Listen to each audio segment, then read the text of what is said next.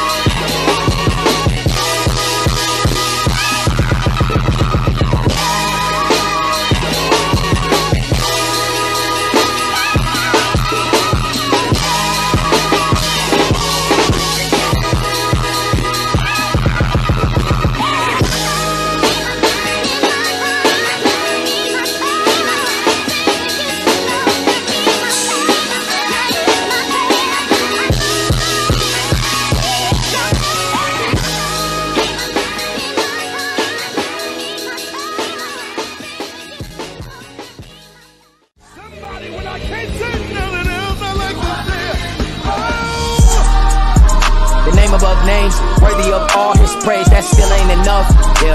You don't know how hard I prayed, and he looked in my grave and he told me get up, yeah. At times I wanted to give up, told me trust him, even with faith the same size as the mustard seed, yeah. That was enough to me right where I'm at. Free me from places that I can't go back. Reckless to righteous when Christ is in that. Called on his name cause his power's unmatched. Had me in shackles till he broke the chains. Killing my flesh, he's my license for that. Renew my mind, so my mindset for that. When it's set up, I got can't be set back. Ready, set, go. Yeah, he made me ready, he set me up, then told me go. FYF Sports, man, Lamont, we back, man. We ain't gonna waste no time, man. We gonna drop this link, man, pretty soon here. We gotta talk about it, man. I told y'all in the last stream. I tried warning people, man. All right. It stopped. We just gotta stop the excuses. We gotta stop all the nonsense. And it's just time to admit that this version of the Warriors just ain't the same. And the problems that have plagued them all year long are coming back to haunt them. And when you play against a bona fide team, and when I mean team, I'm talking about a team that's complete, a team that's not going to make the mistakes that a young team like the Sacramento Kings would make.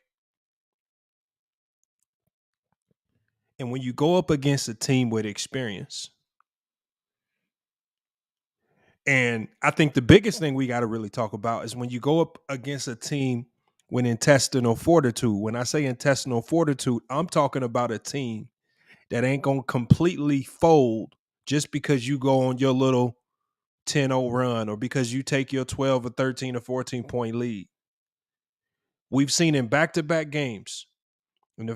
Early in game 3, the Warriors took a 14-point lead. Intestinal fortitude from the Lakers. They found a way to not let the game get out of control, and they're playing the game in short 2 to 3 minute bursts. They're not trying to get it all back in one possession, and they're taking the easy shots, and they're not falling into them Golden State traps, speeding up, taking a whole bunch of dumb shots. And then we saw it in this game.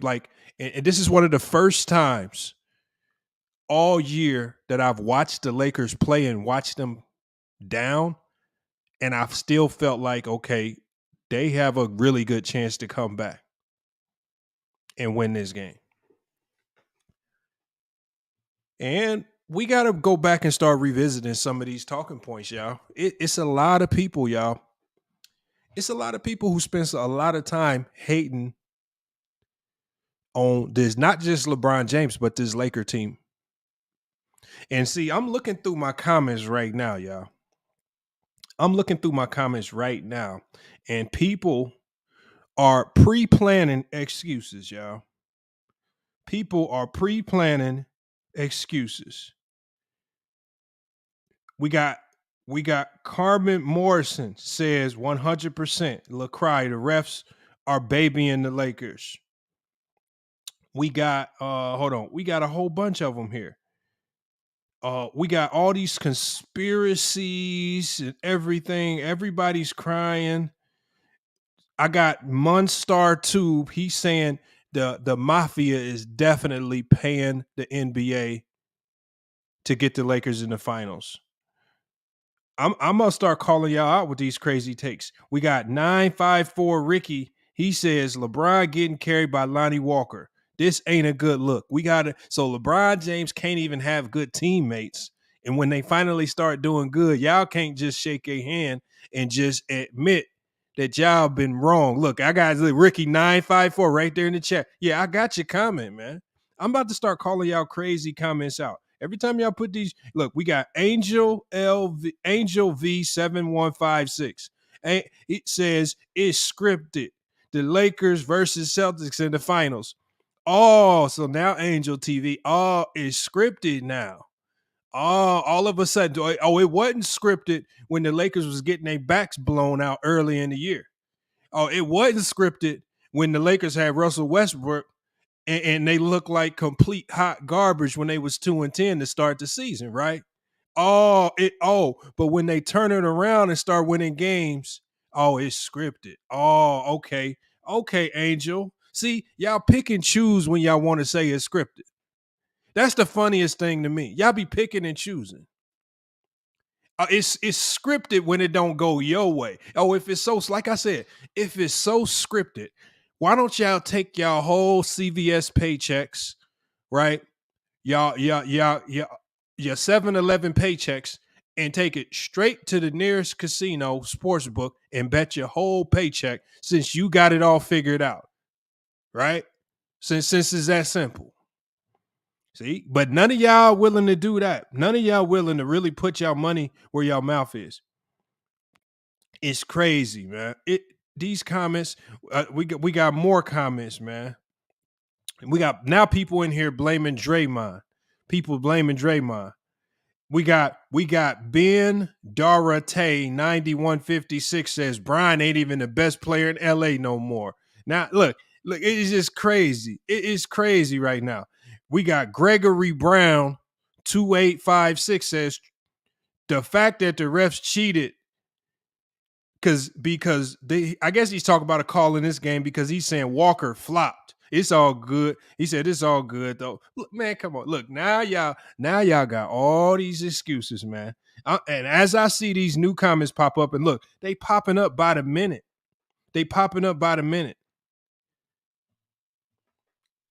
I'm gonna be reading them throughout the whole night. I'm gonna be dropping the link. But now y'all just mad. See, my prediction at the beginning of the year when I did my NBA preseason preview video, I don't want to act like I was super prophetic. I was just using basic basketball logic. What did I say? I said, I don't know how the Lakers going to get it done. I said, I just have a hard time envisioning a team with LeBron James and Anthony Davis on it that's too much basketball IQ on the floor to not have success. And y'all was laughing at me when the Lakers was sitting there at 2-10. Y'all was cracking y'all jokes. And I kept saying, because I had to stand on it, I kept saying they going to figure it out. Now they figured it out. And I just was texting Gilbert. Hopefully I can get Gilbert Arenas to pull up. I just texted him. But y'all done talk so much trash. This is how karma be getting y'all. Karma be just killing y'all takes. Because, man, all that noise y'all was talking, and the Lakers didn't just get into the playoffs. This is not about the Lakers just getting into the playoffs. They didn't just beat the Memphis Grizzlies. They're not just gonna beat the Warriors. The crazy thing is, they look like they are a contender to actually win the championship this year. All the hate, all the hateful karma that the haters put out there just about to completely blow up in their face. I know Ricky 954. See, but Ricky 954, we can't never hear you because you too scared to actually come up on the live panel. You can keep talking, you can keep cracking the jokes, but we don't never hear you. And then now, not only are people disappearing after making fraudulent bets, now y'all trying to find multiple ways to backtrack and save your horrible takes that y'all been spewing all year. Remember what I told y'all before the playoffs started. Everybody was saying, oh yeah, with this team, LeBron got to average. I said, no. See, y'all want LeBron James to average 30 just because y'all want to do, y'all wanted him to do it this way, this particular way. He has to be the one carrying, taking all the shots. And the crazy thing is, even when LeBron was giving y'all the 30s and leading the league in scoring this year, all y'all was saying was, oh, he's stat padding. All this, man. Y'all was just knocking him. So you know what he said? Remember, he talked before the game. You know what? I'm playing a bit more conservative. I'm pacing it. I'm picking my moments. I'm picking and choosing. And I'm not about to sit here and run my legs off trying to prove people wrong that think I can't score 30 no more. Remember, when Dylan Brooks was talking trash to him, that would have been his prime opportunity to ditch the game plan, ditch the team, and say, look, I can still score 40 and maybe really compromise the team's ability to win. This man is doing exactly what I said he needs to do.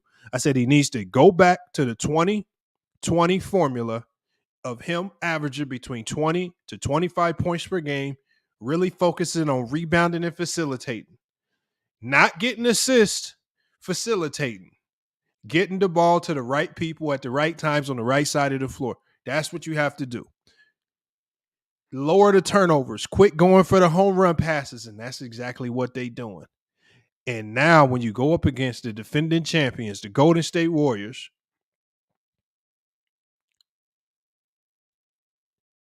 they about to send them home. They up 3-1. Now y'all mad. Now y'all in my comments mad. Now everybody talking conspiracy. Oh, now all of a sudden, I want to ask y'all this question. Why does the NBA want to see this trash Laker team in the finals versus the Celtics? I can swear up and down, before they started running through y'all favorite teams in the playoffs, y'all was even up until the end of the season, y'all was still saying the Lakers won't make the playoffs.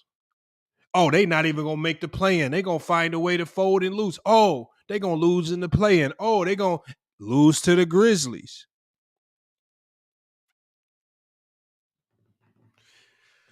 Curious to hear what y'all comments going to be, man. I'm curious to hear what y'all comments going to be. And like I said in the last string, I said the Lakers are just better. And see, I text Gilbert this right here. I said the Lakers played bad basketball. In 2 of their wins, y'all, in 2 of the wins, in game 1 and in this game, game 4, the Lakers did not play well. And they still won. That's the scary sign to me. That's how you know you're dealing with a really good team. When I can when I can evaluate the game and I'm like, dang, the Lakers didn't even play well. And they beat the defending champs twice in this series. I want y'all to really ask yourself this one question. What is it going to look like when they actually start playing well? Right? Y'all keep saying y'all really want to. I don't care what matchup y'all expect, but the Lakers are getting better as they progress through the playoffs. And they haven't even hit their peak, and they're already good enough to put out the defending champs. What y'all think Phoenix or Denver gonna do with them? These are starting to feel like games that are just warming them up for whoever lands in the finals. Look at Rap Guy. He said, Warriors are an old team. I predicted. I don't want to hear no predictions about the Warriors being old, because it was a ton of y'all predicting the Warriors back to the finals. The Warriors are going to repeat. They're going to win another chip. Them Warriors didn't look old tonight. Wiggins ain't old. Steph don't look old. Steph was out there cooking. Clay still chucking up shots. Jordan Poole is not old. Moody's not old. DiVincenzo's not old. I don't want to hear these excuses for the Warriors.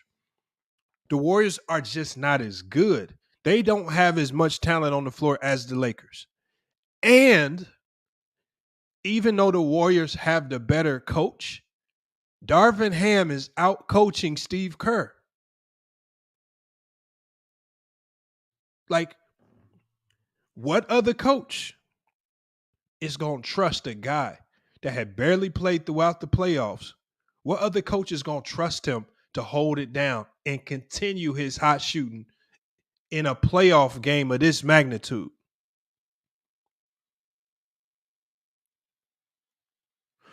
We saw the Warriors make a ton of adjustments. I feel like all of their adjustments are all panic adjustments. Right? They're playing Moody more. I don't think they really wanted to play Moody this much. They have to play Poole less. I don't think that was in their game plan that Jordan Poole would look this bad and regress against this Laker team so much.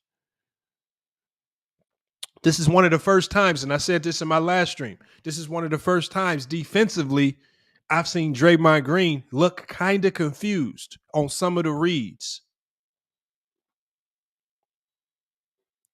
But I guess it's just, I don't know who y'all want to give credit to.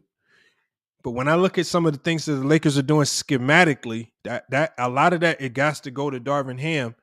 I don't know why people are having such a hard time giving him credit. And maybe it's not him. Maybe it's his staff. But maybe he was smart enough to put the right staff in place to help him get a lot of these things done.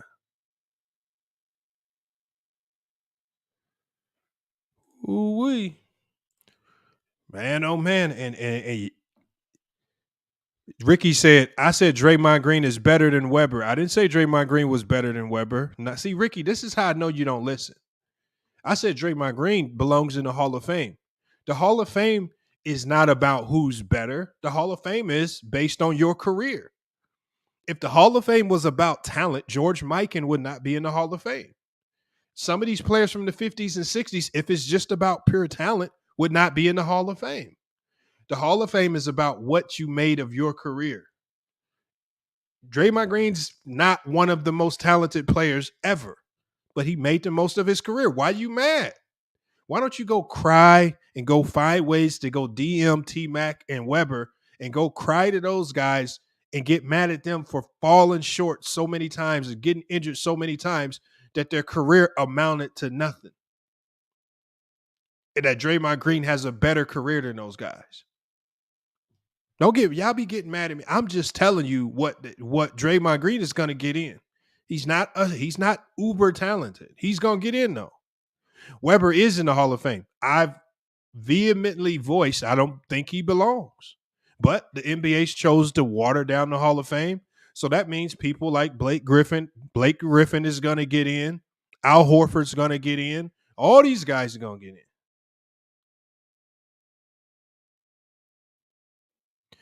Fontaine says he says stop the cap, bro. He said this ain't it. He said the NBA wants the Lakers to win. I don't care what the NBA can want the Lakers to do a whole bunch of things. The NBA can't make the Lakers make shots. They can't make the Lakers. Did the NBA call in to Darvin Ham? Did the NBA call in to Darvin Ham and say, Darvin Ham, you better leave Lonnie Walker in the game so y'all win?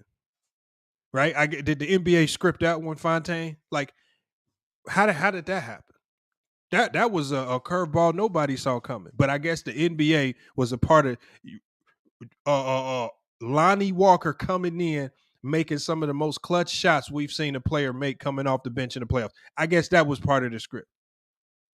Y'all keep telling me this script. Yeah, double E, magnetic rims. So I guess Lonnie Walker just knew when I touch the ball tonight, the magnetic rims are going to go into effect. So I might as well just start going at everybody and I'm going to win.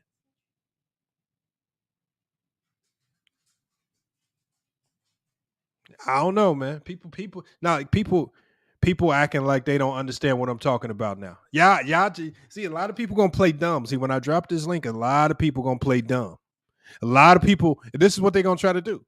They're going to do like Rick. They're going to do like Ricky 954. They're gonna try to deflect the other topics. Now Ricky 954 don't want to talk about LeBron. You was all in my comments talking about LeBron. Now you over here crying about Weber and Draymond. Come on, let me go ahead and get this link in here. Crazy, man.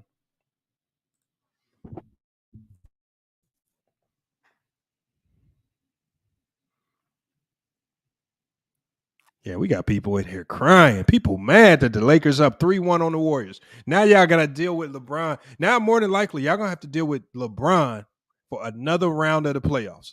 And we're going to have to deal with another round of the playoffs where y'all hoping and praying that the Lakers, because really, if y'all listen to the haters, if y'all listen to the haters, they really ain't throwing a lot of hate at LeBron. They just all really hoping that Anthony Davis gets hurt. That's all they doing. When Anthony Davis get hurt, this is all over with. They all just hoping Anthony Davis gets hurt. That's the only thing they talking about.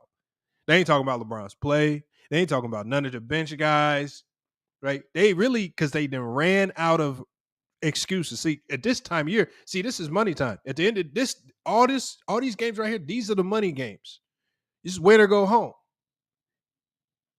They all, if you listen to them talk, they all talking about AD getting hurt. Oh, if AD get hurt, it's over with. Look at Judah. I've been winning money off the script. No, you haven't, because you ain't emailed me no winning slips. You ain't emailed me nothing. Y'all all, don't try to say you've been winning now. Now y'all all like don't fake like when I win, I put them on my community tab. I don't win all the time. I'm not gonna act like I win all the time. Now y'all in here acting like since y'all know the script, y'all been winning all your bets. No, what y'all doing is y'all actually using y'all basketball brain and y'all thinking to yourself, well, the Lakers haven't lost a home game. The Lakers look like one of the best teams in the league. Let me go ahead and put my money on the Lakers tonight because that gives me the best opportunity to win. Y'all not thinking about no damn script. So if some type of injury does happen, unfortunately, God forbid, is the script still gonna be the same? Right? Are you still gonna be cashing out, putting all your money on the Lakers if injury kicks in? Mm-hmm.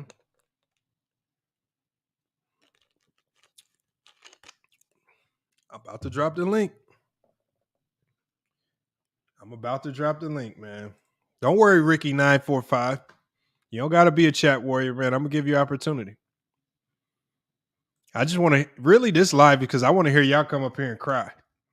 Because y'all just going to give me content for some other videos. I'm just going to start snipping all this stuff. I want to hear y'all crying about LeBron.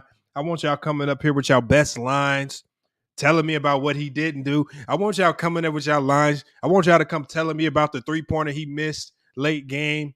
You going to try to claim that almost cost him. I want y'all to come up with all the little funny stuff y'all got, man. Come up with it all. I want y'all to come up with. I can't wait to hear the first person tell me about this new part of this script where, because LeBron beat the Warriors and came back from a 3-1, they gonna script it so Steph Curry comes back 3-1. Like, is that part of the script too? Like, what version of this new story y'all gonna be coming up? When most of y'all was really coming in here telling me about how trash the Lakers was. Y'all wasn't talking about nothing with no script.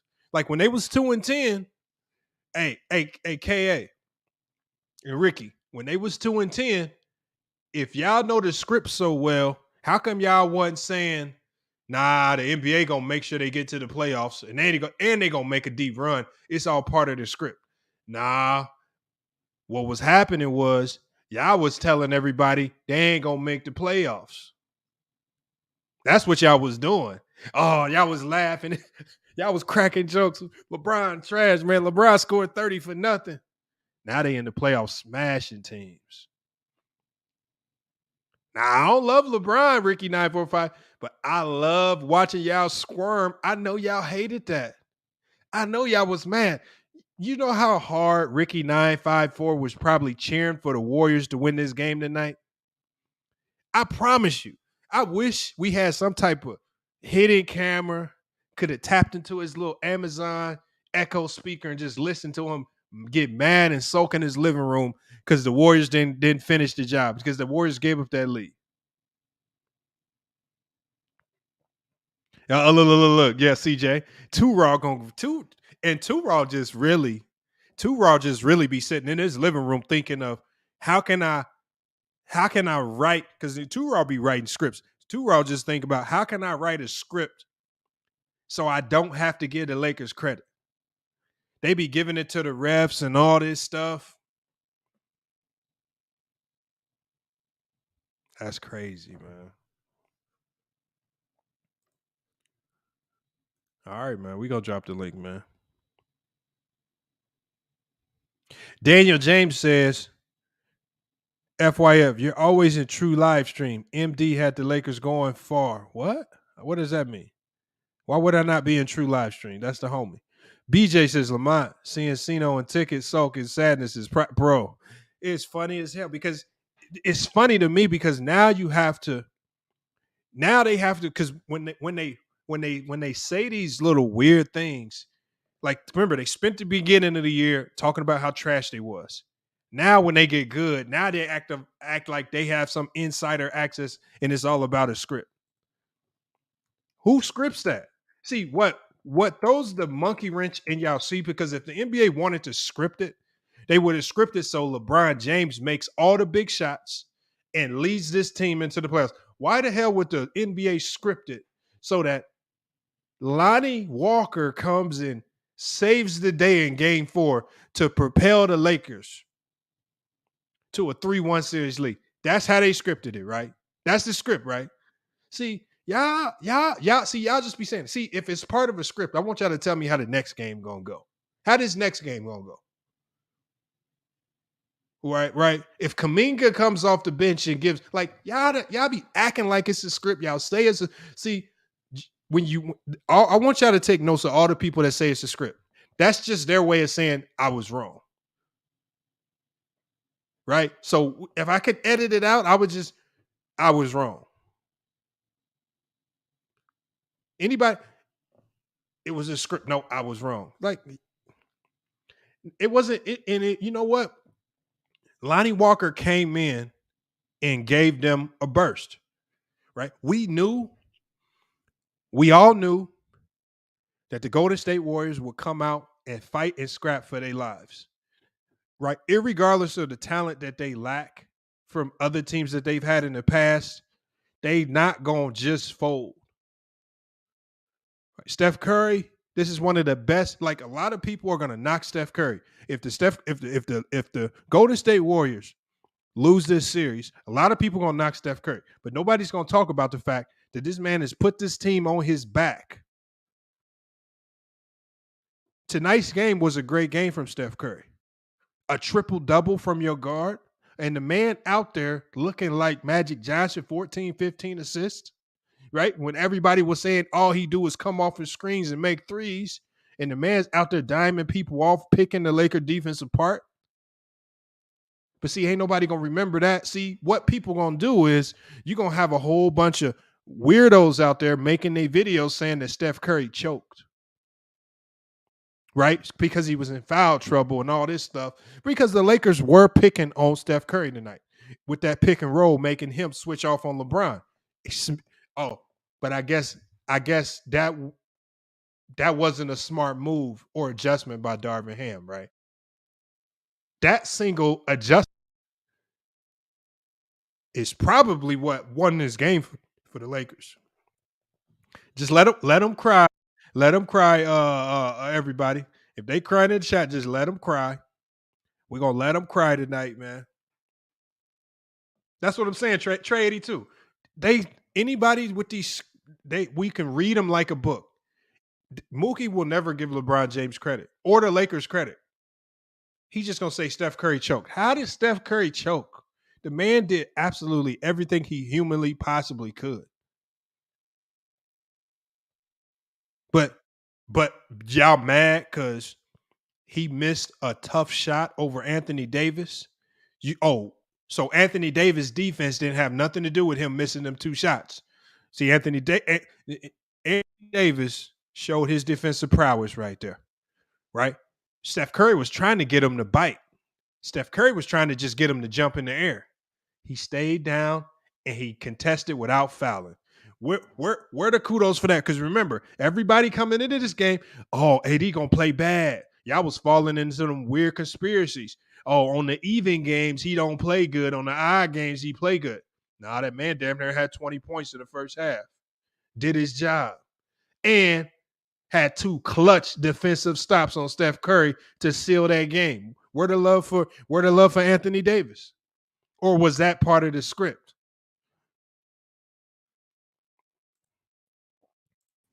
Let me bring everybody in. Salute, man. Fontaine, man. Fontaine over there killing it on the fantasy sports, man. You already know, bro. I won more money tonight, Lamont. Listen, you got to put me on the big screen, man. Let me tell you, bro. This is what I was talking about, Lamont. Oh, man. Steph Curry is not clutch. And Draymond Green is with clutch. I'm trying to tell you, he's selling the game for the fucking Warriors, bro. He's selling it on purpose. He's selling it on purpose. Bro? He's selling it on purpose. You check this out. The fix is in. Let me tell you how I know the fix is in, bro. Let me tell you how I know the fix is in. Let me tell you how I know, bro. Let me tell you how I know. Because Curry threw the ball out of bounds and wasn't nobody there. Why did he throw the ball out of bounds? Because he was hoping because he didn't want somebody to grab the ball and to be a jump ball. Why Ricky Mooney was right there. Ricky, but Mooney you know was why right he throws there. the ball? No, Mooney was right there. No, I can explain.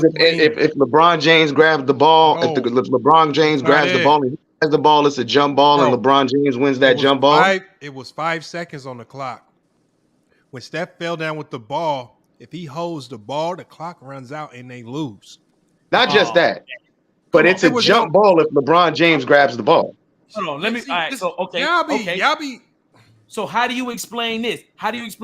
All day, ESPN, Fox Sports Net, they always saying, AD doing bad on the odd days.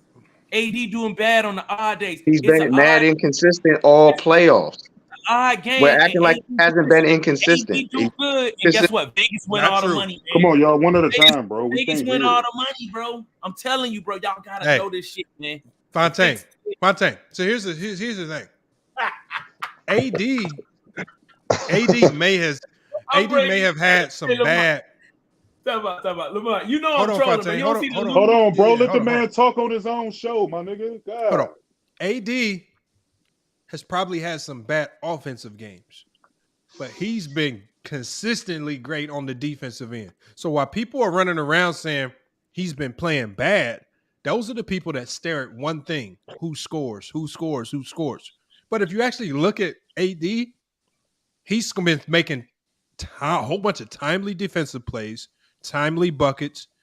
Maybe he don't give you the 30-20 games like he gave you in game 1, but he's giving you consistent play, and they're balanced. See, the one thing that's making the Lakers more lethal right now is the balance in their attack. They're not putting the complete load on AD and Bron and telling them to do it all. The fact that you got Rui Hachimura, who just came in and gave big games. Vanderbilt's came in. You got Reeves, who can come in and give you big buckets. Lonnie Walker just came in. D'Angelo Russell, we saw what he did in game 3. So the fact that they spread in the wealth out, that's what's making them so hard to defend, and why a team like the Golden State Warriors is struggling, because they got too much versatility. And but again, I don't see how, if there's a script, explain Lonnie Walker. Lamont, well, how did he become a part of the script when he wasn't even in the playoff rotation? Lamont, bro, I got aluminum foil on my hat, bro. I'm trolling, bro. No, I know you can. Hey, but look. Yeah, I noticed that. I was like, what the hell is that? I couldn't tell because I see the green over it. Bro. This is ridiculous, Lamont, bro. This shit is. I was about to say, bro. I was like, if you fall for that, you know, come on, bro. You know I'm trolling, bro. I literally made an aluminum foil hat, bro. But see, That's the Lakers is winning these game ones in these series. So right out the rip, they dictating the series.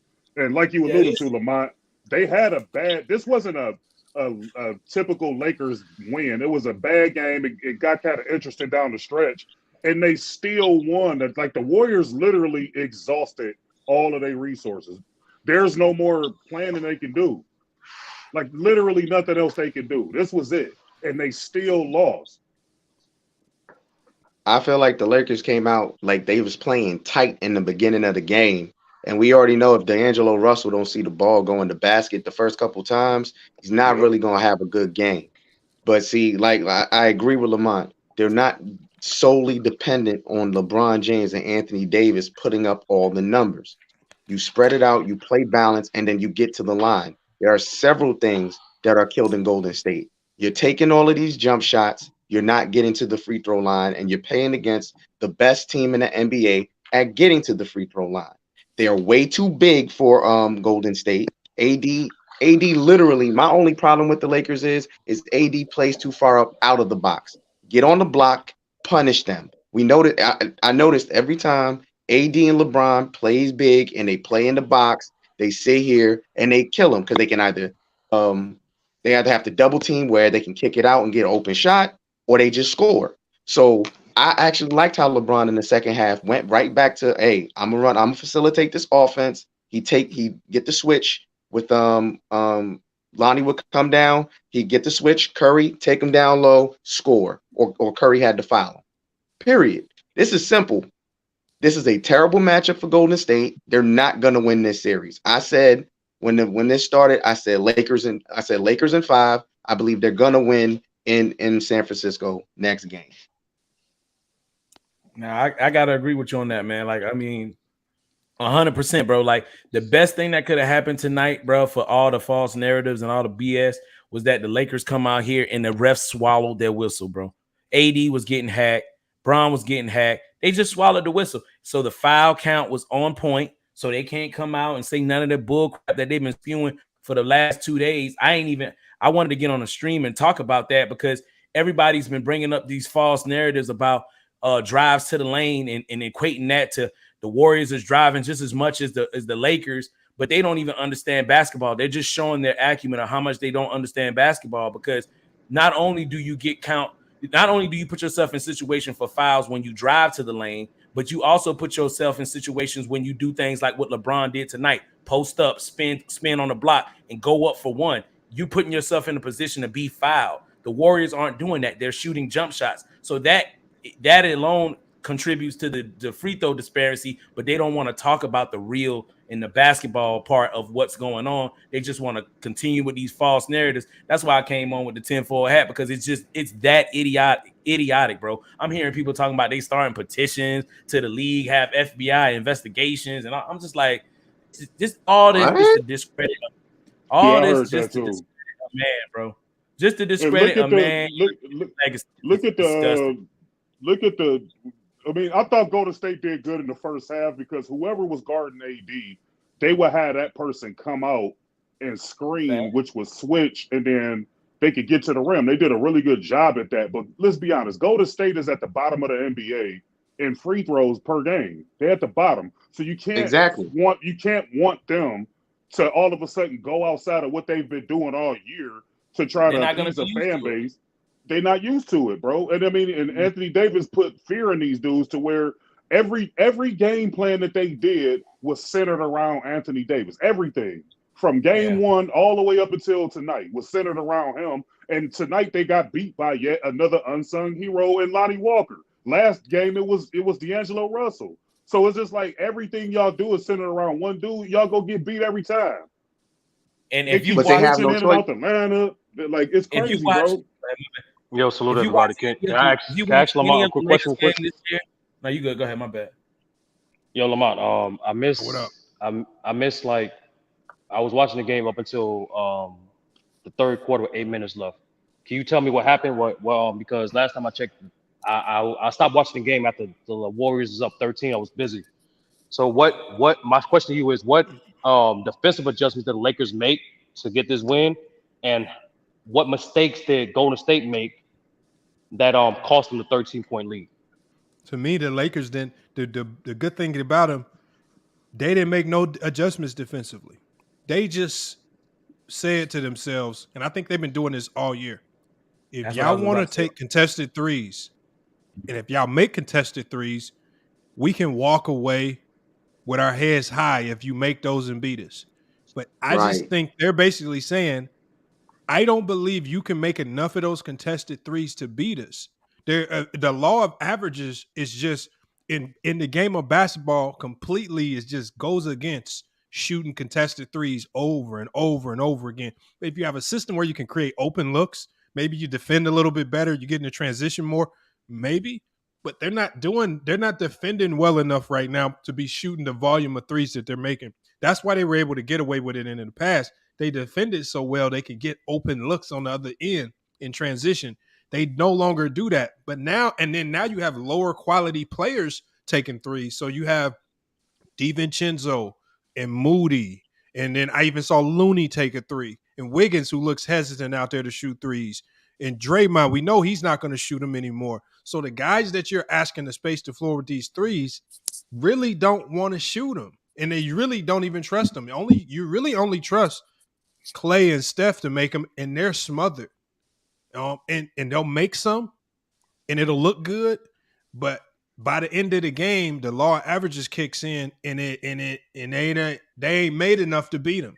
They 3 for 12. They can't make it. That's the problem. I just want to put this point out real quick before I go. I just want to put this point out real quick. It's just funny how this whole season is. You know what I'm saying? Starting 2 for 10, all the injuries, the trades and everything. And it's just weird to think about it. You know, it's really the injuries that made the Lakers what they are right now.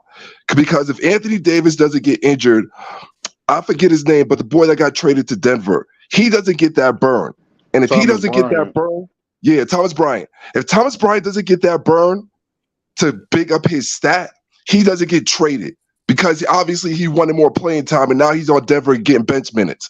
So that's just funny to me.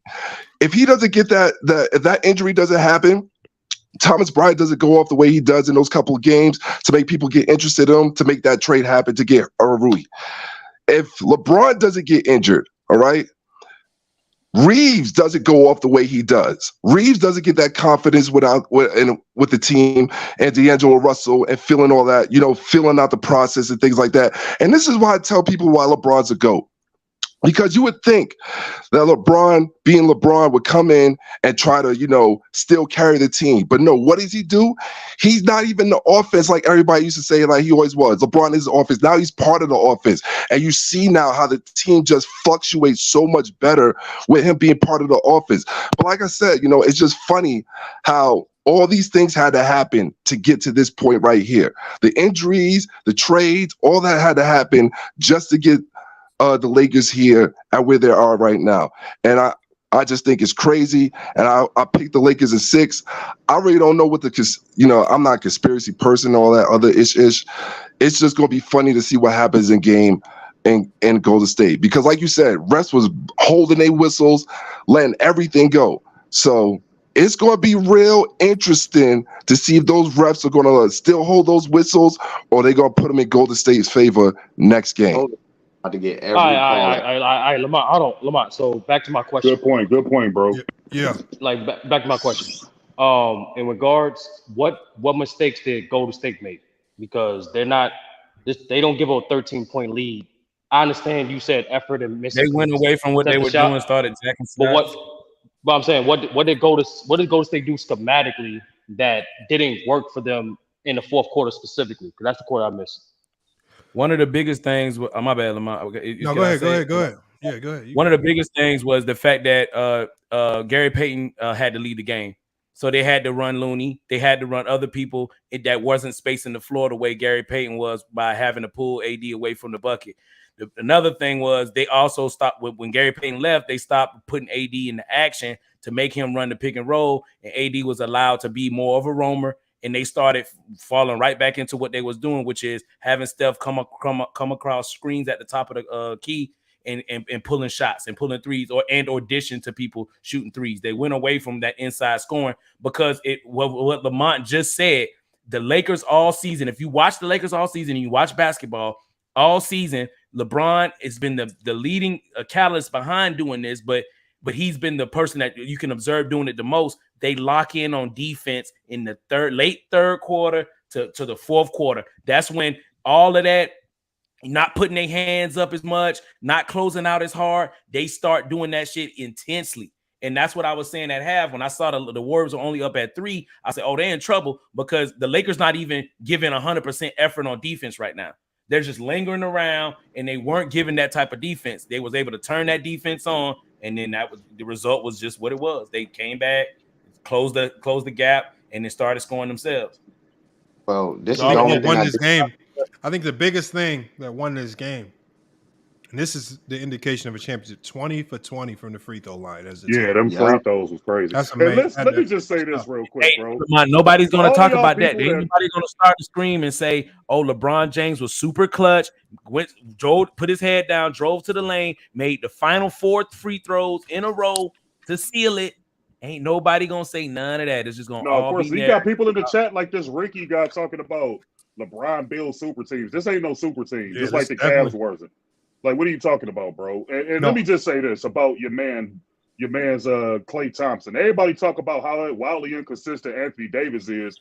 You can say the same thing about Klay Thompson. This dude disappeared, bro. He always disappeared. Well, they actually played defense on him this game. I'm just sorry. They've been playing I'm sorry. On him the whole time, but he just I have to disagree with you. The biggest mistake they made, I think it was game 2 when the Lakers got blown out, is when they put Reeves on him. Reeves cannot guard Klay Thompson. I'm not sitting here saying Austin Reeves is a bad defender. He's not. He's just not good enough to guard Klay Thompson. So I like the Lonnie Walker, inserting Lonnie Walker and putting him directly on Klay Thompson. Lonnie Walker's a little bit more athletic. Yeah. And Vando did a pretty decent job, but still, I mean, you Klay Thompson, bro. I understand your point. You 1,000% right. But if you Klay Thompson, bro, you done been to how many finals? You saw every type of defense that is to see. You still got to get off. I'm not going to sit here and disrespect Stephen Curry. Stephen Curry, he had a really good floor game. He was out there by himself. Like, them dudes didn't help him, man. Well, let's be real. Let's be real here. The defensive scheme for the Lakers at its bare bones is everybody's gonna take shot, and if they're gonna beat us, it's gonna be Wiggins, it's gonna be Gary Payton II, it's gonna be freaking Moody. Everybody else is gonna hit these shots. It's not gonna be staying Steph and Klay. It's not. That's what they doing. And I have to disagree with the other brother. The best action to put AD in and the most effective Golden State was in is when they had Wiggins setting the screens and coming off of that pick and roll. So Wiggins can actually post up down low, and they was kicking it out for Klay for open threes. Golden State missed a lot of open threes, but who was taking those threes? Yeah. That's the point. Well, this is the second game in a row that they shot 29% from the three-point line, 12 of 41 tonight. A lot of missed shots. Curry, 3 of 14. And like I say, when I see that 3 of 14 from Steph Curry, that tells me right there he's taking contested threes. 3 of 14. And then the craziest stat of the night, Jordan Poole, the guy that's carried a bulk of the offensive load, became unplayable. 10 minutes, a -6 on the night, 0 of 4 from the field, 0 of 2 from the three-point line.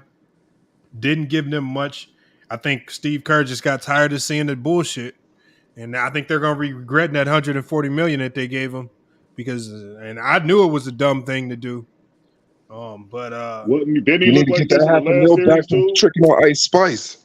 Yo, Lamont, what was the point differential for the paint? Oh, points in the paint here. Let me pull that up real quick.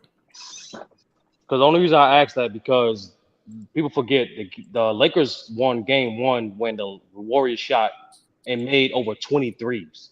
Right. And that tells me 3-point shooting. Yes, it is vital, but it's not the swinging factor in the series.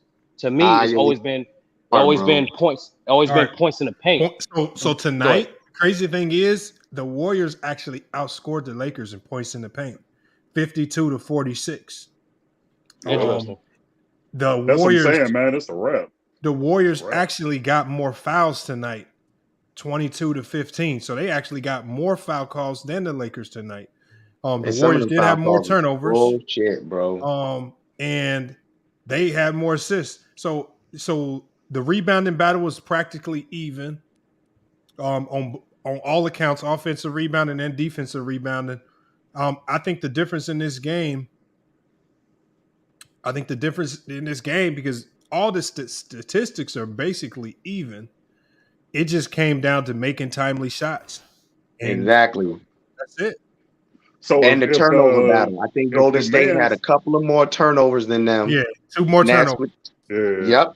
And it was that timely turnover. That turnover by Draymond killed him, obviously. Yeah. Well, of course, at the end. But that turnover, I think Draymond had 2 costly turnovers. That one we tried to throw it to Klay Thompson, and Lonnie stole it and scored. Yep, that was huge for momentum too. You're right. But I'll be remiss. Do y'all think Steve Kerr is getting out coached? I was just about to say I'll be remiss to not bring up the fact because I've been killing Darvin Ham. I've been calling him Darvin Ham Hoghead, DH, diversity hire. I've been calling him a lot of shit. So Darvin Ham, diversity hire. Straight up. Hey, during the season, he was a diversity hire, bro. You know how the NBA be on this woke shit all the time. So like, you know, they want to get all these black coaches. I was just like, yo, they just gave this dude a job, and he just don't know anything about X's and O's. But defensively, he's done a world of like change with this team and got this team to be able to dig in defensively, and they respect his, you know, the fact that he played and they play hard for him. They get the right X's and O's guy around Darvin Ham with his team next year. They can go on a little run and win it next year. If they win it this year, bring back the right pieces. Darvin Ham could be a good coach in this league. So, and I believe so too. And let's keep in mind though, bro, he's a rookie coach, man. He's learning. Yeah, that's what I'm saying. I got to respect tonight. I got a lot of respect for him, bro. LeBron know to bring rookie coaches to the finals. Yeah, I mean, it's bro, but let's be real. Let's be real. It's not that to your man's Rob Pelinka. This dude executed pieces that fit this team like a glove, man.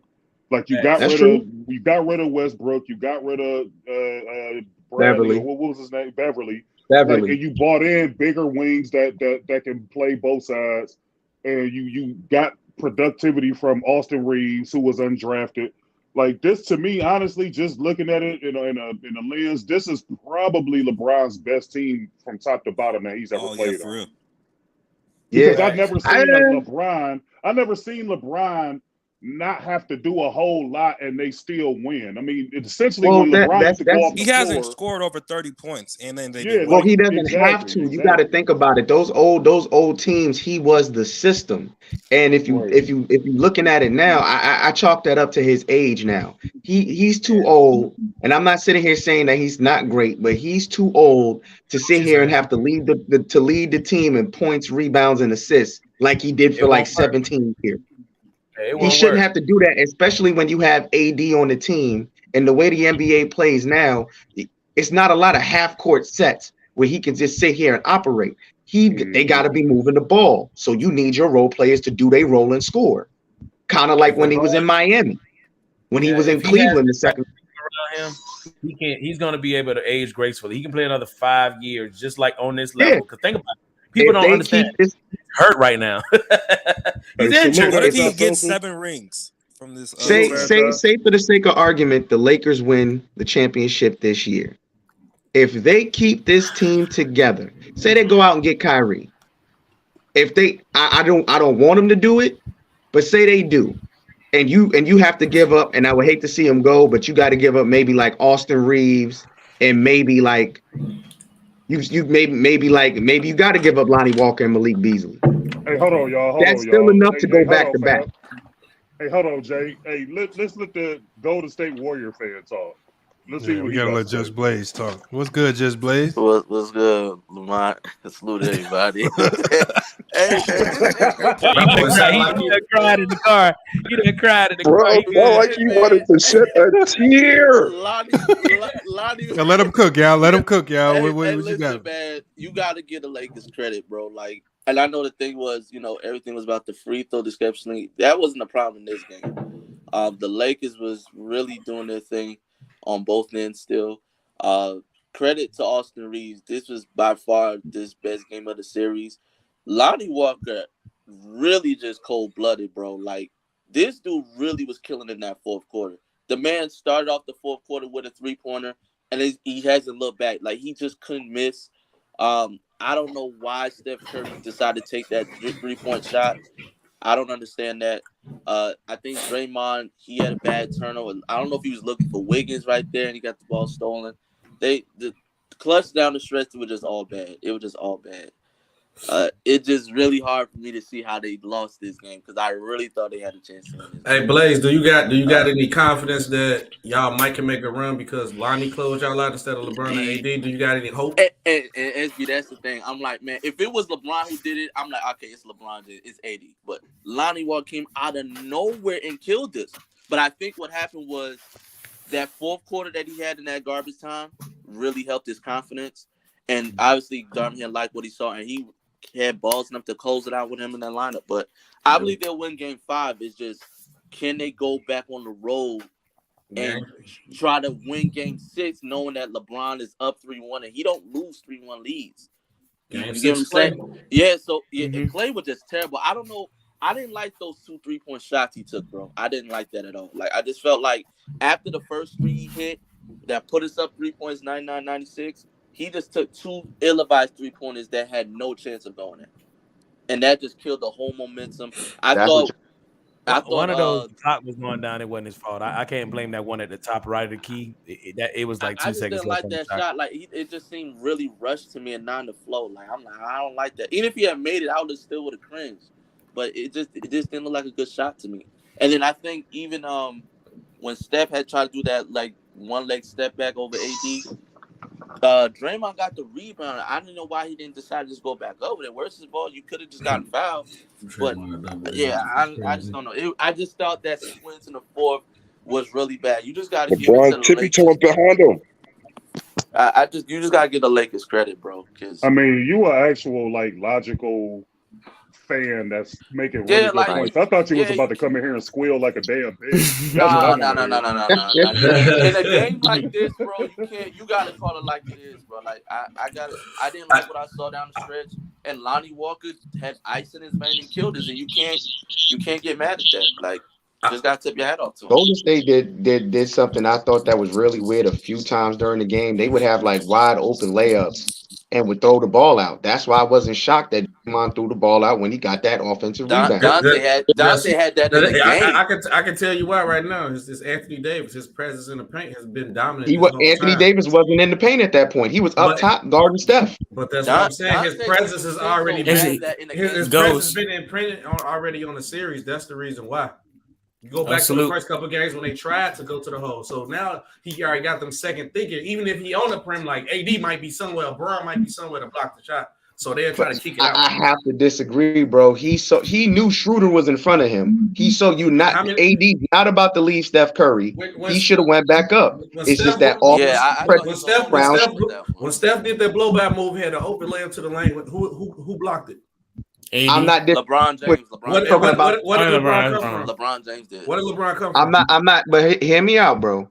I'm talking about the specific play at the end of the game when Draymond grabbed that offensive rebound. He's right there at the rim.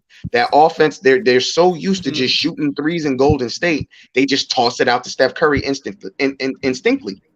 It's like muscle memory. Breaking news: this is the first game Anthony Davis didn't record a block in the playoffs this postseason. Oh wow, that's crazy. That's crazy. I didn't even know that. Man, that is crazy. His presence still was felt. His presence still felt though. They did. I think Curry did a good job by trying to get AD out. Hey, does this surprise anybody though? When you look at the Golden State Warriors outside of Steph Curry, their top scorers between Wiggins, Clay, and Jordan Poole, 25 points. When you look at that right there, between three out of 4 of your top scorers, Steph Curry did his job. He had a 30-point triple-double. But Wiggins Poole had 0 points. Klay Thompson had 9. Wiggins had 17, and Poole had 0. Yeah. That's been a problem to Warriors because like their model's been strengthening numbers.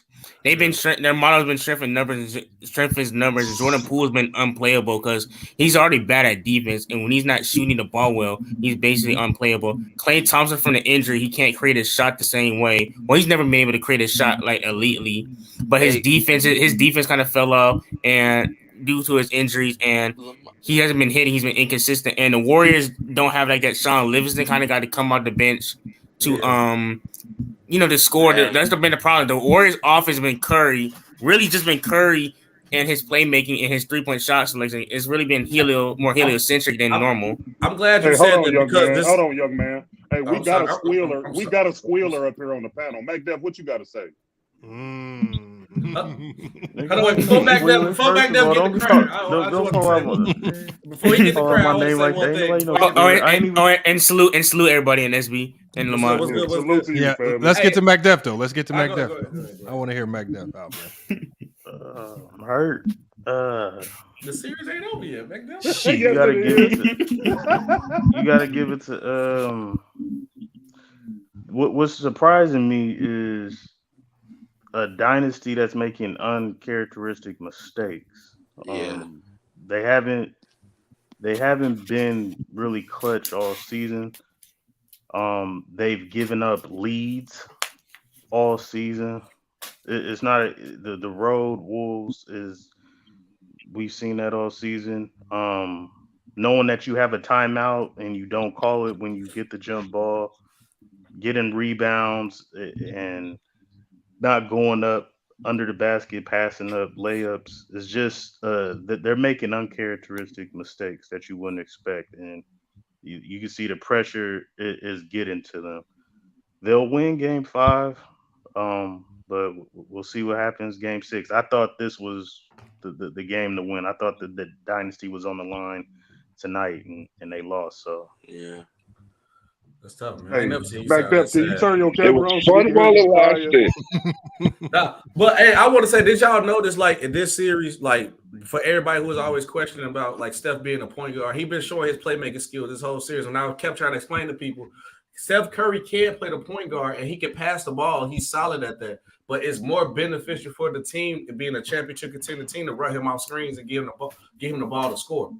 I hope people can see that now. Like, Steph Curry can pass and play make, but it's not beneficial for the Warriors to be a championship contender team with him doing that.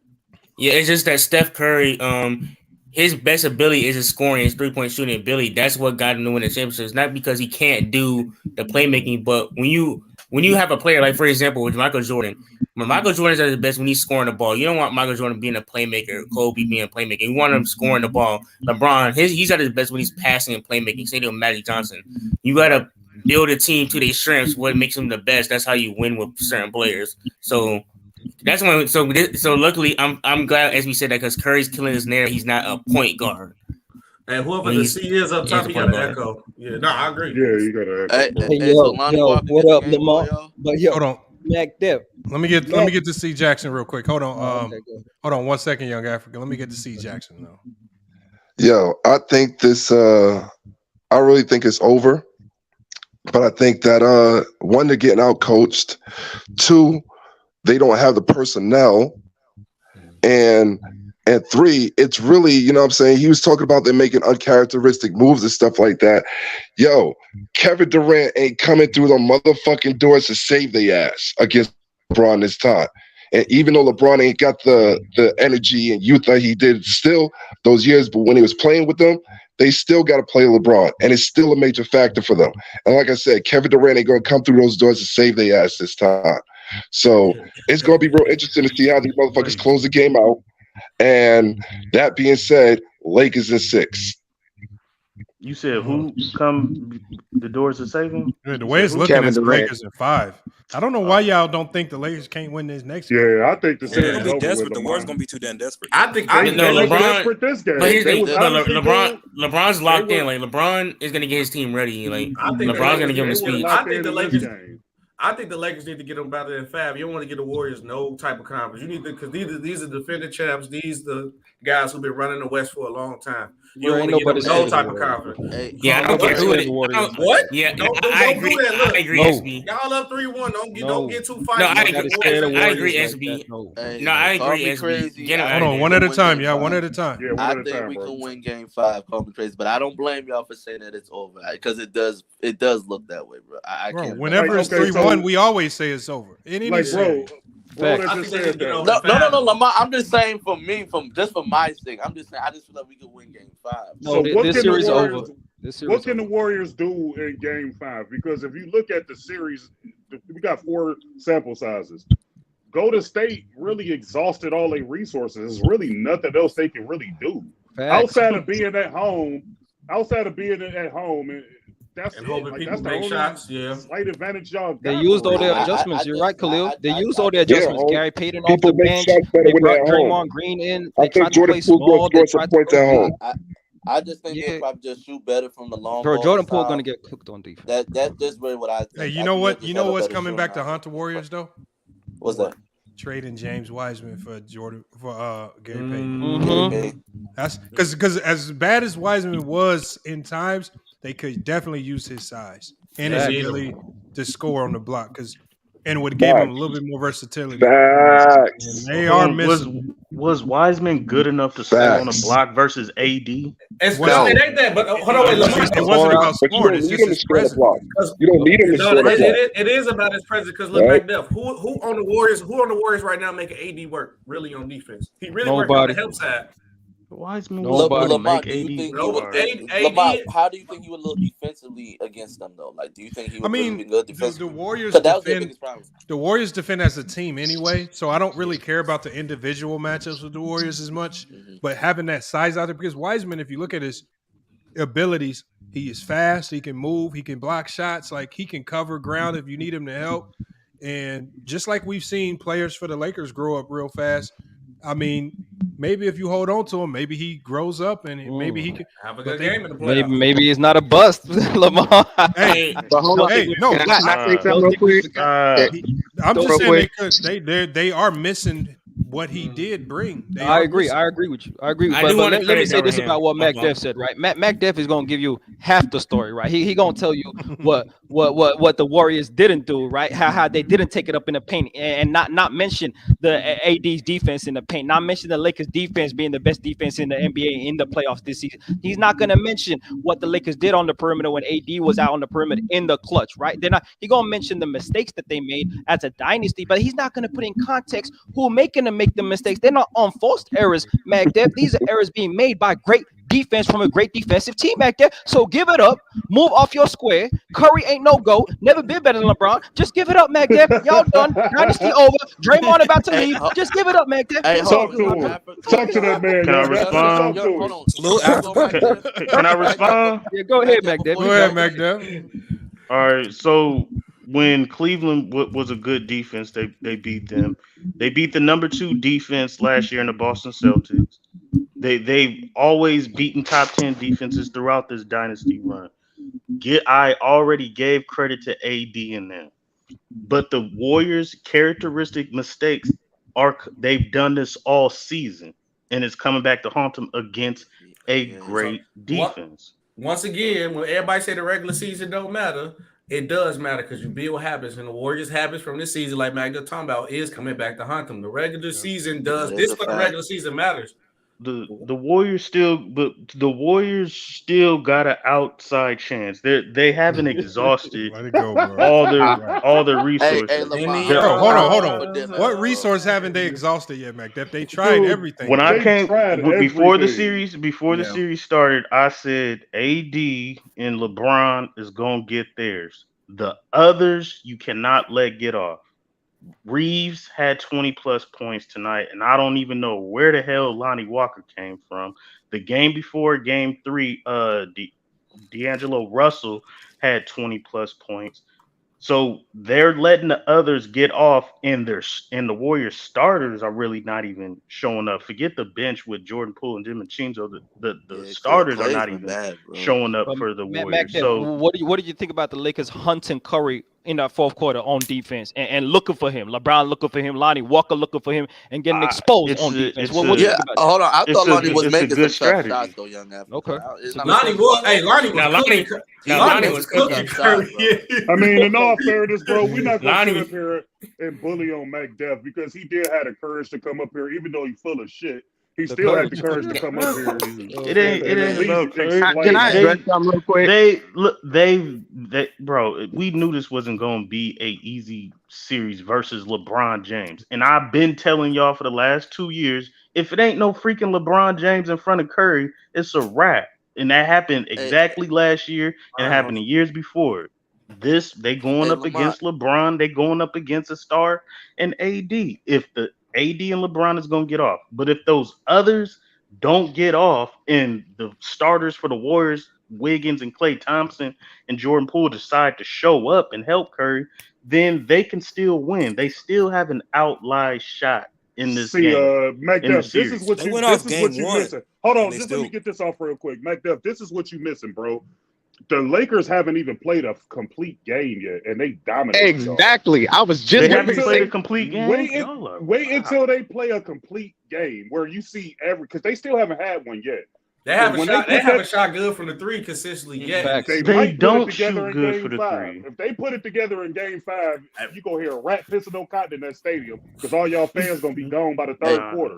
Look, they gonna win Game 5. They gonna win Game 5. The Lakers is gonna go for the kill shot early. The Warriors just gotta withstand their run. Yeah, I think the Warriors win Game 5, bro. And go on that third quarter run in Game 5. I think they're done, bro.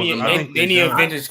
Hey, Lamar, are you telling me Lonnie Walker is the dynasty killer, bro? Because I can't take that if that's the case, bro. No, we gonna see. You still gotta cut their head off, bro. You still gotta cut Curry's head off. This series is over with, bro. Was in that fourth quarter. That was ridiculously crazy. He started off the fourth quarter with a 3-pointer and didn't look back, bro. He was cooking Curry. I didn't know he was a chef that cooked Curry, boy, because he was out there cooking. I do want to give. I can't believe I was seeing this, bro.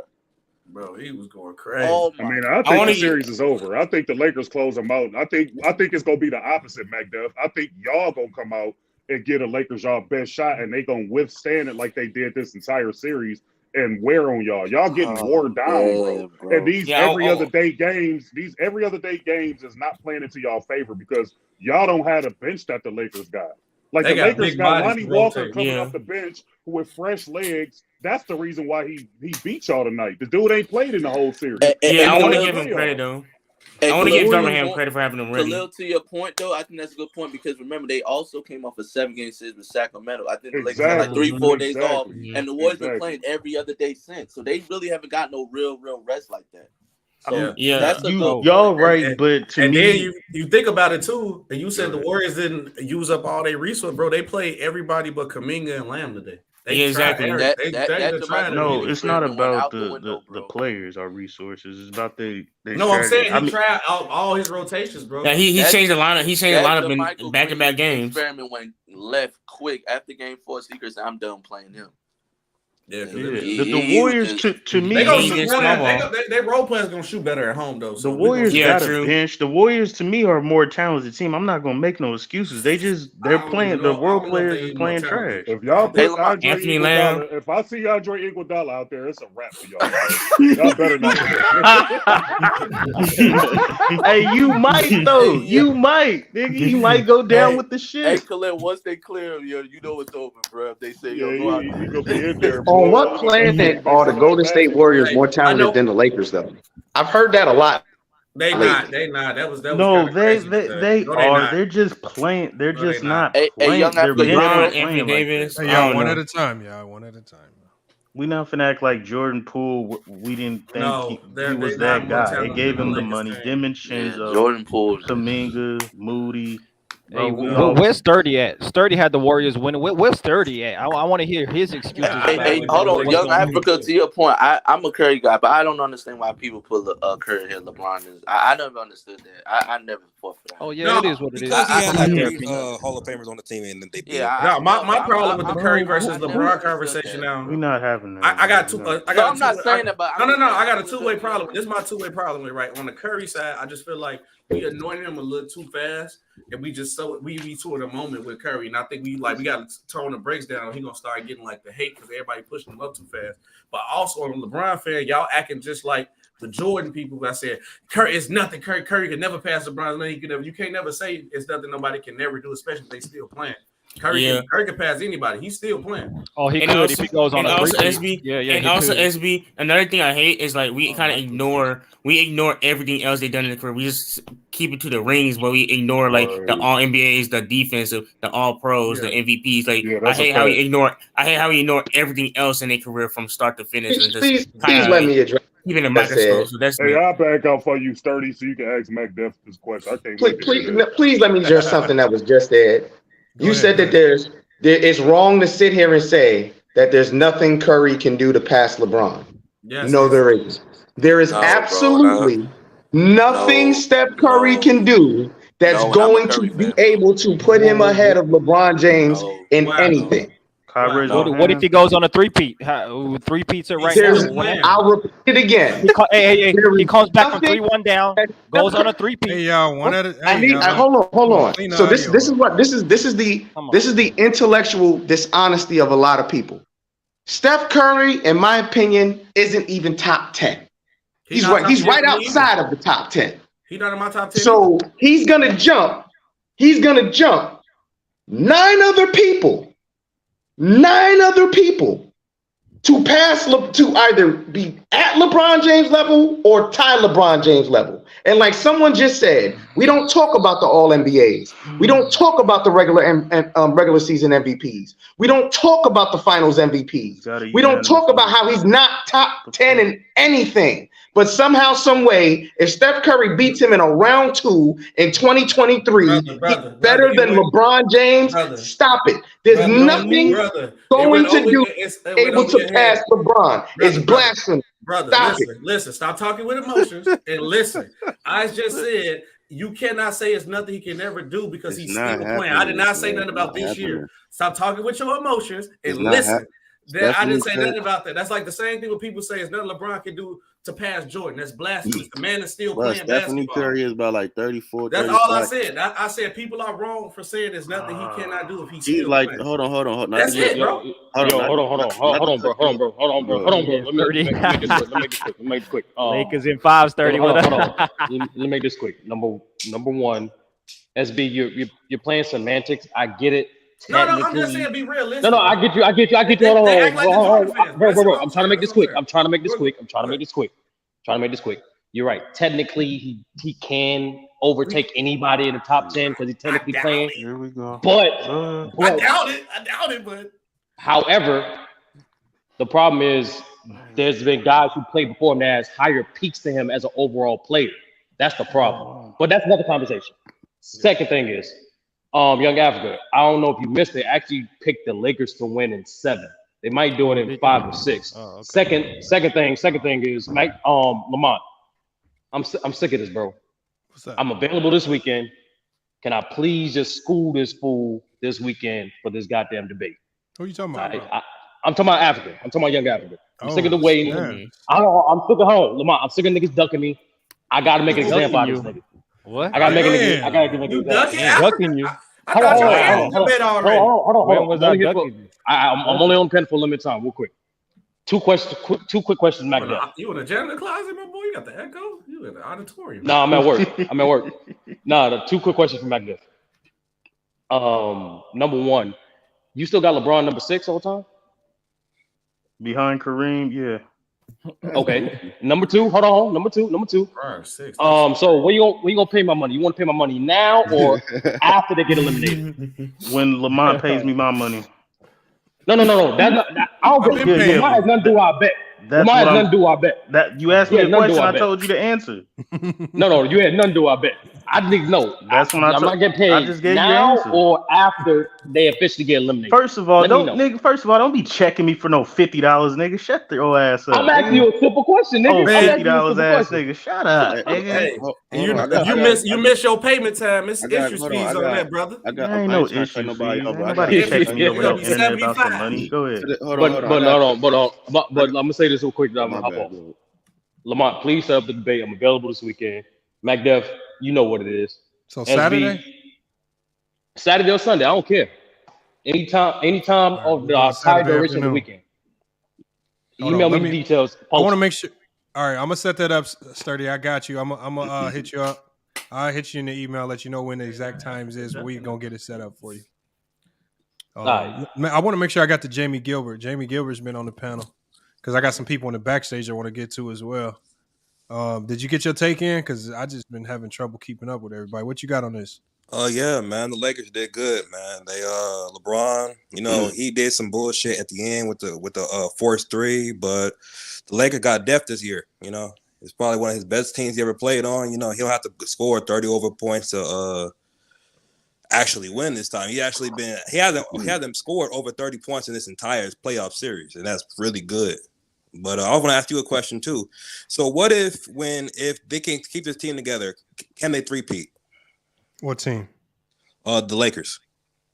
Can they 3-peat? Hell no. No, the era the way the NBA is constructed right now, we'll probably never see another team 3-peat because LeBron still mean league, and that's because at least back to back. No, maybe back to back, but it's just dynasty. It's too hard to keep teams together the way guys can. Like they're gonna lose Lonnie Walker. They're probably gonna lose Austin Reeves. Right, there are going to be a ton of guys that are going to capitalize if they are able to, especially win a championship. A lot of these guys are already done enough to get paid.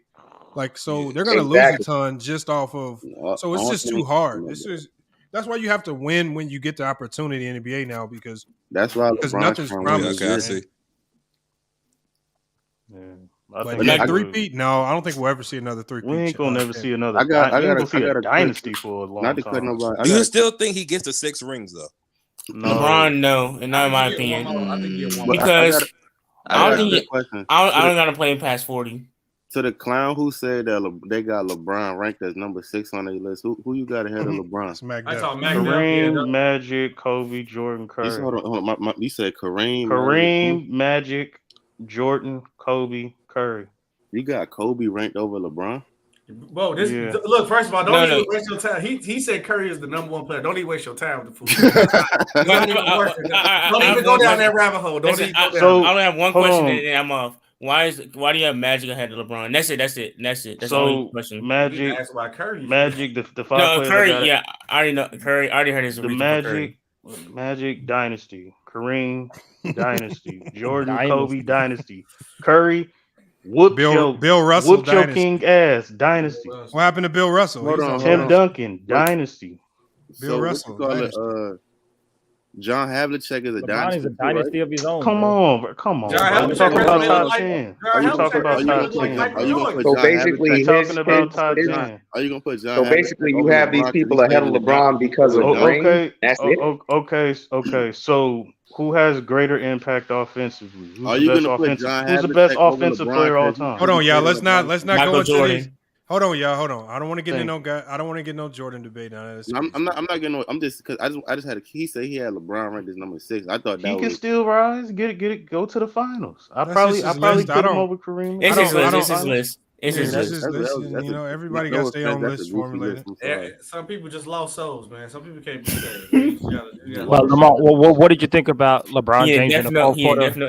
In the fourth quarter, he bitter now. He got his own page. He in the book. Hold on, what'd you say, Young Africa? But I was saying, what did you think of LeBron James in the fourth quarter, being on the ball, controlling the tempo, understanding time and score, slowing the game down, taking mismatches and hunting Curry? What did you think of his game, his floor general game in the fourth quarter, outside of his production? I mean, that's LeBron.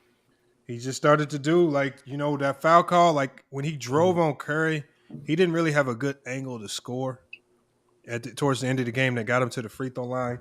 But that's when I knew. I was like, okay, they playing chess. They out here just trying to play chess because when he drove, his only goal was just to get a foul, and he knew he knew it was in foul trouble. He knew once he got into the paint, Curry would have to foul because you had to respect the percentages. He scores at too high of a percentage in the paint for you to not contest a foul. But they started playing chess on the Warriors, and that's one of the few times where we haven't seen too many teams,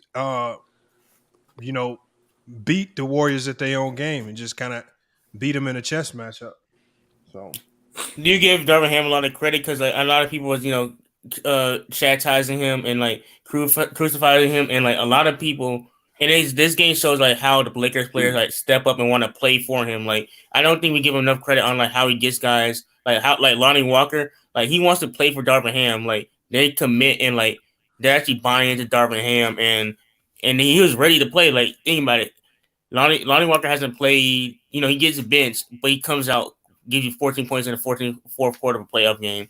I want to give Ham credit on like, having his players ready, this, that, and like you're a coach, Lamont, so you probably know from experience of keeping players motivated, having players play for you in that kind of way. It's hard to do because when you got guys sitting on the bench, and then you have to ask them to come in, and they unlike LeBron and some of the starters where you really got the whole game to warm up and get going. These guys got to get going just right out the gate, ice cold, and that's much harder. So yeah. I mean, you just got to give him credit. That has a little bit to do with Darvin Ham. He's definitely probably talking to these guys a ton behind the scenes and off the court, just letting them know to just be ready. Anybody's number could get called. And, that's a good coach. I think like as much as people I still got Mark Jackson, though, over him. I mean, Mark Jackson stay coach in a minute, but I think like with Darvin Ham's situation, like as much you discredit him, I guess like when he finally do something good, you got to show him love. But I tell you all the time, bro, he just all these Dark Rivers. That's really all he is. He just all these Dark Rivers. I think this is first year. Darvin Ham. I feel like Darvin Ham was getting a lot of the heat. Darvin Ham was getting a lot of the heat. Yeah, all these. Darvin Ham was getting a lot of the heat he was getting because he kept switching the damn lineup up. He didn't really have a consistent lineup, and I think that's what was rubbing people the wrong way. I think that was my only problem with Darvin Ham. I agree. He's not perfect. I'm not saying he's perfect, but I feel like he's not as bad as some people said he was. I feel like he's a rookie coach, and I'm giving him some. Like I give him like a benefit of doubt because this is his first year coaching. Yeah. Only thing that I didn't like he did, and I'm not just saying this because Lonnie Walker went out today. I didn't like that he took Lonnie Walker out the rotation because he was playing good early in the season too. I didn't understand why he ever got out the rotation. But look, but you gotta remember they needed a different rotation against the Grizzlies. Yeah. They needed more size. No, but he was missing time during the regular after they made their trades too. Lamar, I know, but these are the tough decisions you got to make. Yeah, you ultimately, as you get closer to the playoffs, you got to come up with a playoff rotation. Who's going to be my main 7 to 8 guys that I got to rock with? And then if I got to go outside of that, what guys do I go to? And then, I mean, you got to make them tough decisions. It's not easy. I mean, of course, as a coach, you want to play everybody and keep everybody happy, but real winning teams don't do that. Somebody just got to sit. Somebody got to sacrifice some minutes. And when your number get called, you just got to be able to go. Yeah. Hey, Lamont, can I ask you a question, bro? Like, I don't know how close you've been watching Dante DiVincenzo lately, but it just seems like he's been unplayable to me. Like, even in the Kings series, like I'm not seeing the impact that I saw early in the year. I don't know if he got worn down over time, but he just seemed like he don't have no impact right now. Like, what do you think the reason is? Like, I don't. Size. I'm not seeing. I don't size, bro. What he does best. I mean, there's like the Lakers just ain't going for the silly stuff, like the little gimmick plays that they run and trying to bait you into making bad decisions. The Lakers just ain't going. And his size, like Kerr has some decisions to make when he looks down that bench. The only really thing he can do is what other small guy am I gonna put in? He don't really have a lot of unless he and for whatever reason he has something against Kuminga. But if I was coaching, I would live with Kuminga's mistakes and allow him to play through it and get going because his size and athleticism is going to give you something to work with against this Laker team, which they just bigger, faster, more athletic. They're getting them more rebounds. They're getting fouled more. And so why not go with Kuminga, somebody that can get inside and create?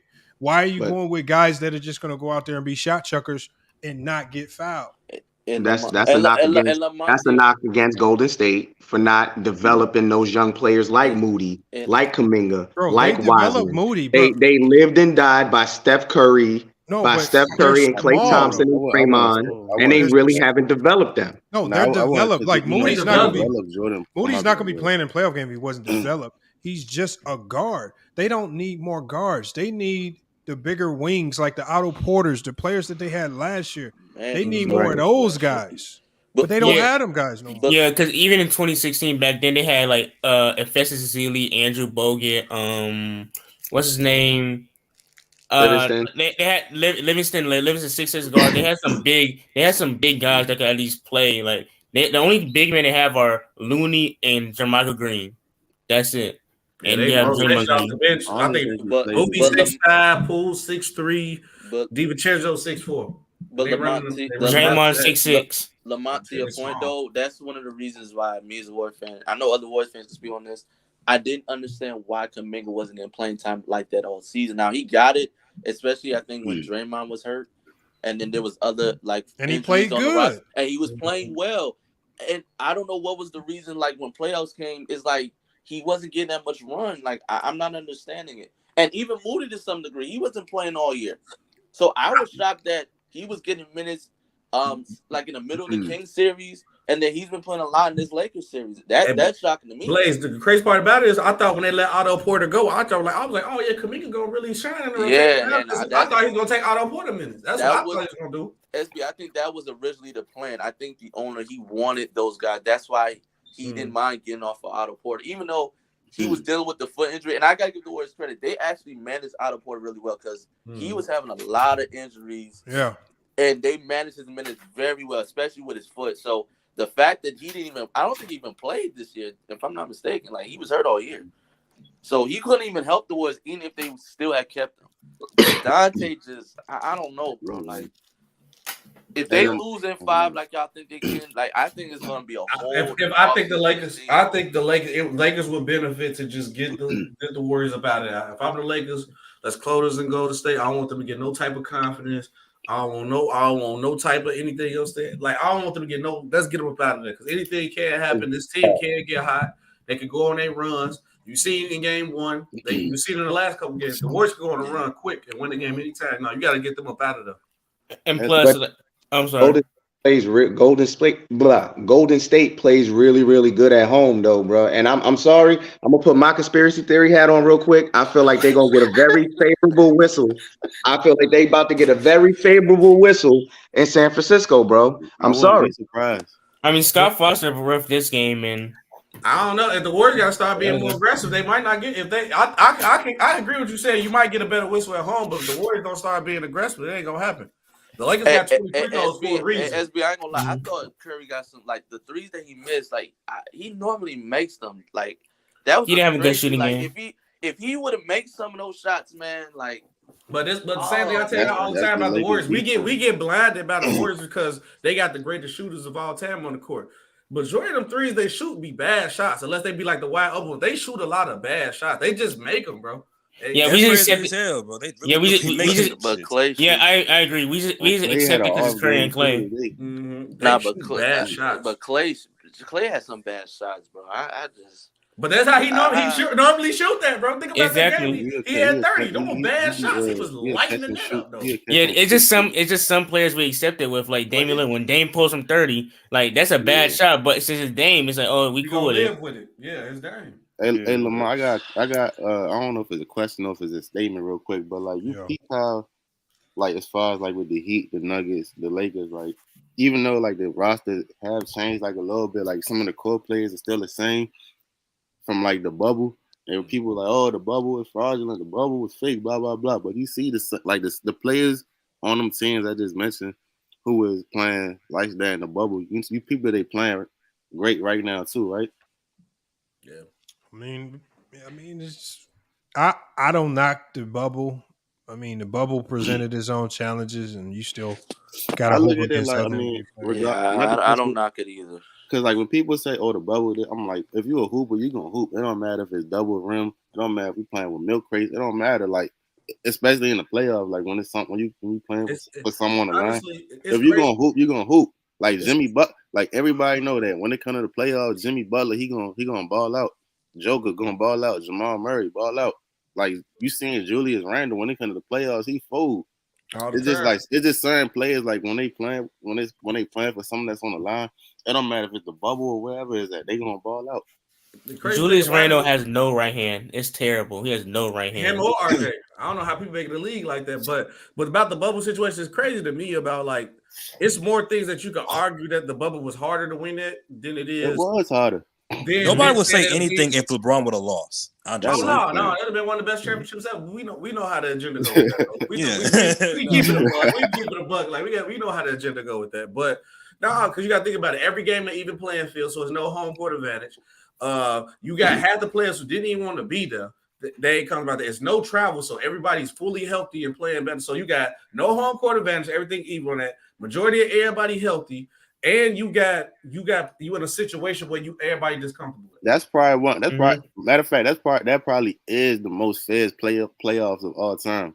Yeah, but you like you said, because LeBron won it.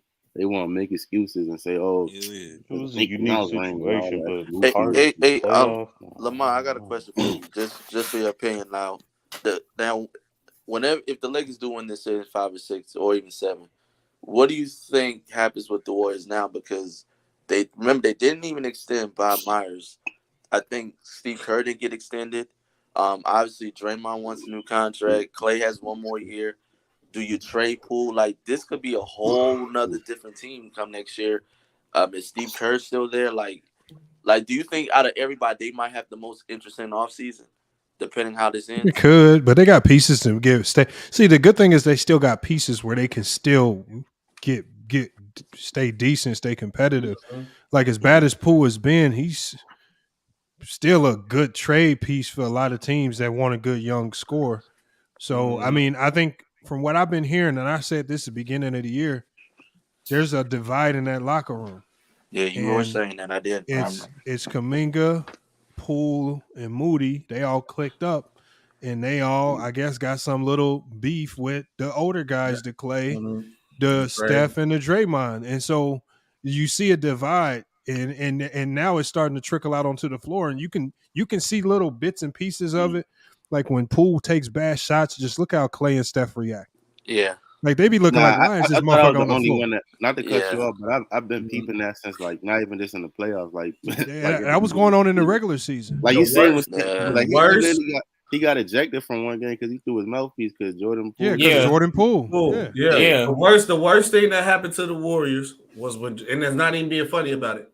It was Draymond punched Poole. And let me explain because you're right. Draymond Green lost all his respect as the enforcer because I guarantee you, Jordan Poole was how he's playing before. He took questionable shots, but it got worse this year. So it's like he is one and out the other now. Like you can see Draymond Green to come talk to him. If you notice, I think it was either last series or this year. I can't really remember. Draymond Green finna grab, push to the side. He just pushed him off. He pushed him off. So now it's like you got the enforcer. He lost his leadership skills, especially with the young guys who need his voice more than anybody.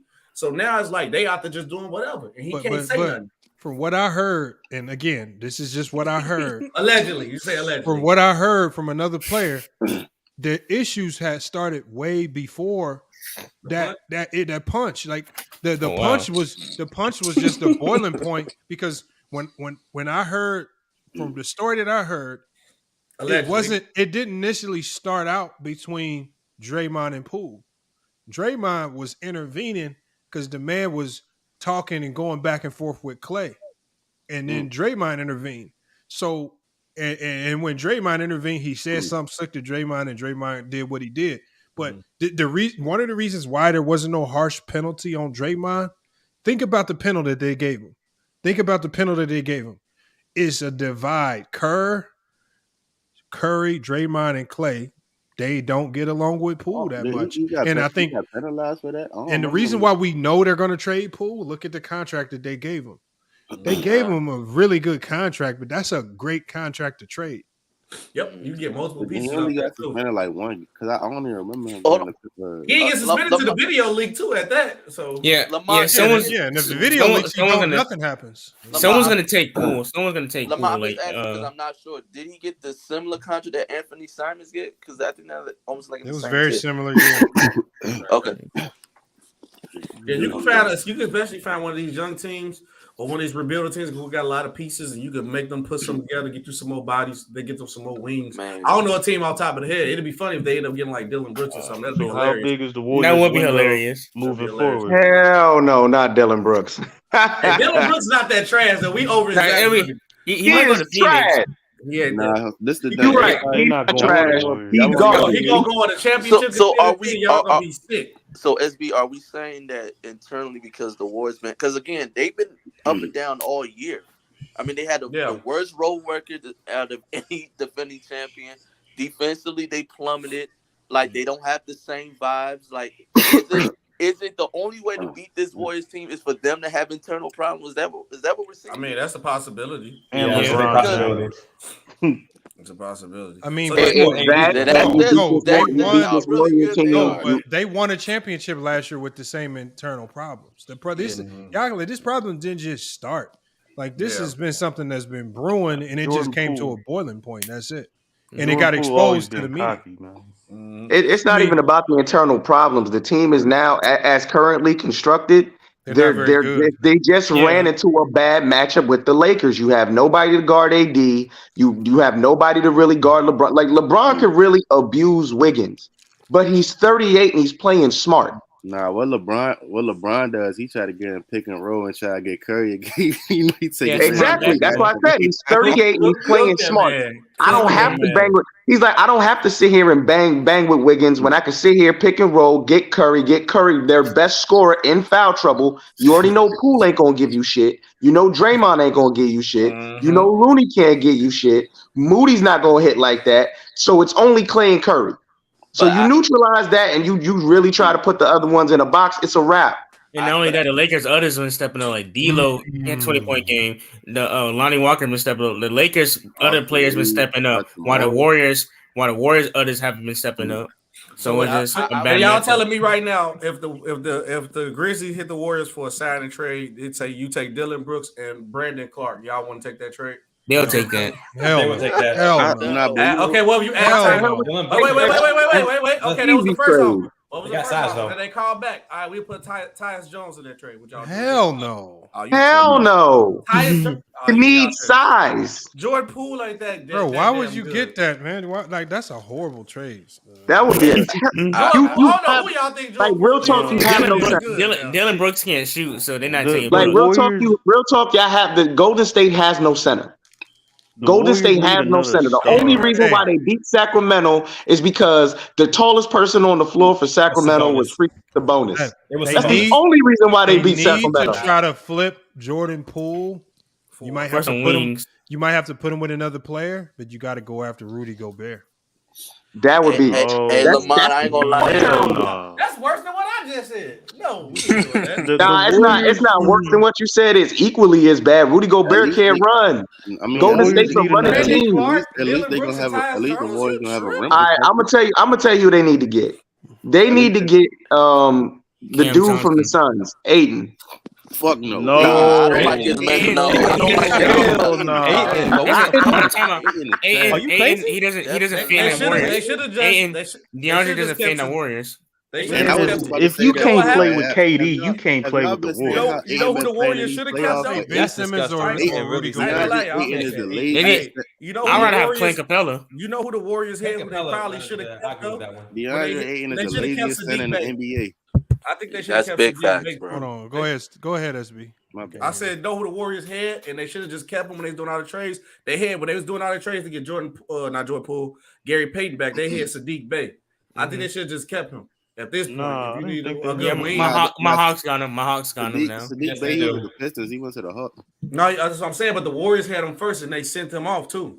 Remember, it was like a whole bunch of rotation of players. Did they? But I think that was like pre-agreed upon. I think pre-agreed upon. Yeah. Hey, they could call Chicago get Patrick. No, Now Patrick Williams. Only thing you get from us is DeMar DeRozan. I would go after Ben Simmons or Rudy Gobert if I'm the Bro, why you keep trying to put Ben Simmons? Hell no, Rudy Gobert. Y'all not trying to get the Warriors a star player. Why Look, can't y'all, they get a star player? If you also got to think that you got to take this into consideration. The Warriors are in salary cap hell. Yep. Yeah. No, especially agreement. If you're gonna be in salary cap hell, you better not be giving me no Tyus Jones and Brandon Clark. No way in hell. Hey, they gonna make. Hey, the Grizzlies win without Ja for a reason. I wonder why. But you know. But hold on, do y'all even got Drake? Do y'all got Draymond stand after this season?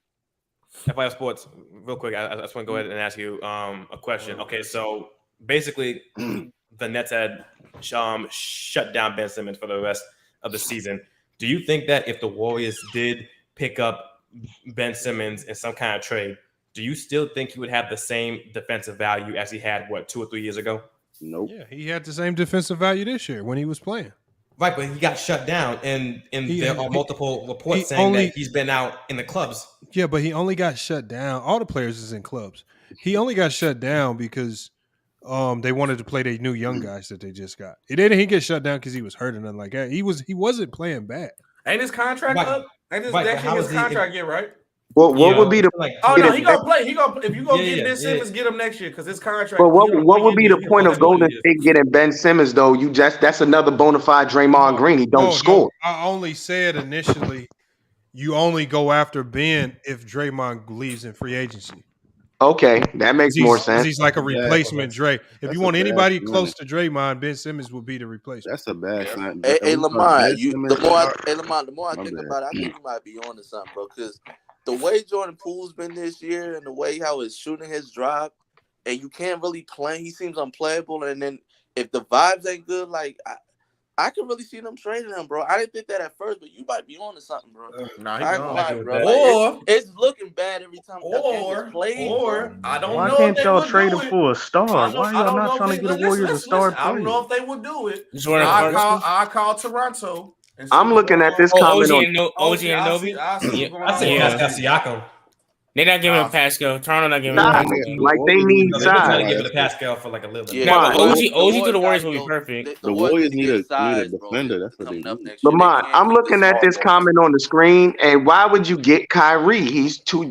You don't need another guard. That doesn't No, that's crazy. That's a 2K trade. That don't make Y'all sense. Just say 2K moves, bro. Hey, that's a hard. I'm sorry.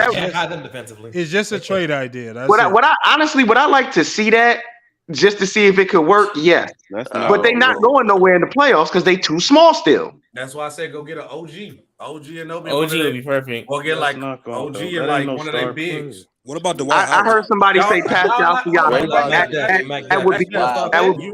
You're not getting a star player for Jordan Poole, brother. Yeah, you're not. You're not. No, they can. I need to go some draft picks and Jordan Poole. Oh no, they have to trade. If they trade Jordan Poole and the Kuminga and Moody and some of their draft picks for cash and stuff like that, you try to get Porzingis in free agency. That will solve your problem as far as you got a rim protector and you got a passer. Realistically, what star realistically you need to get Porzingis healthy? Y'all not getting Porzingis. I don't think they're gonna get Porzingis. I don't even think Porzingis is gonna. He'll probably opt out and try to get Supermax. But I have a question for you, McDev. That's the only person I can see that. What star realistically could the Warriors get, in your opinion, with Jordan Poole? I say OG. I'd say OG. If you got, I mean, what stars is out there that you will said be star free? player? Oh, I'm sorry. There is no star player. There is no star player available, really. Well, hold up, Cat. What about Cat? That's not That would make the Warriors defense drop. The thing is that the Warriors got Steph Curry under contract for 3 more years, but he's getting old. LeBron James did the smart thing and said, "Let me get a young beast who's in his mid-20s that's going to be a top 10-ish player, and I could run with him." This Warriors got to do the same thing with Curry. You about to be 36 years old next year. Hey, what y'all? They need him a young beast. Porzingis is 27, 28. I don't. They got Jordan Poole. They got about 4 first-round draft picks and other assets. But Mac, the only problem with Porzingis to me, he settles for too many jumpers for a 7-footer. I don't like this sometimes. I don't like that. He's not going to be doing that with the Warriors. No, he was posting up. He was posting up good, and he was posting up in Washington, but he's going to be shooting a lot in Warriors. You don't got KD, but you got somebody who's going to play like that. Porzingis plays like KD. No, I said you don't got KD, but you got somebody. You had the worst takes. What the? Hold on. They wouldn't treat Porzingis like KD. They no. Hold on. So you can't isolate Porzingis. No, not like KD. Y'all don't watch Porzingis. Y'all don't I think y'all just be getting on McDuff. That is a good trade for the Warriors. If they can get Porzingis, that is not a good trade, bro. No, it's not. What are you talking about? Jordan Poole and 3 first-rounders for Porzingis? No, it's not Porzingis like KD. That's the issue. Not the trade. It's not. I didn't say he was going to be like KD. He ain't going to be no KD, but he is a player that you can. He's a bucket getter. Okay, I'm not giving up 3 firsts for Porzingis though. Right, you tripping. Maybe Poole and a first. I do. Yeah, Poole and 1 first. Man, I'm not giving up Poole and 2-3 first-rounders for Porzingis. He says that Porzingis is a star player. I don't see that. But hold on, how is that? Porzingis is not a star player to you. Porzingis is a star player. But hold on, even if they get Porzingis, how is that gonna? He's good. He's star. How is that gonna help their defense though? Right, he's a great rim protector. He's a rim protector. 7'5". So you telling me just Porzingis alone gonna help the Warriors? You had to play a center. You had to play a center. Hey, it's not his defense alone. It's just like what we just saw in the last game.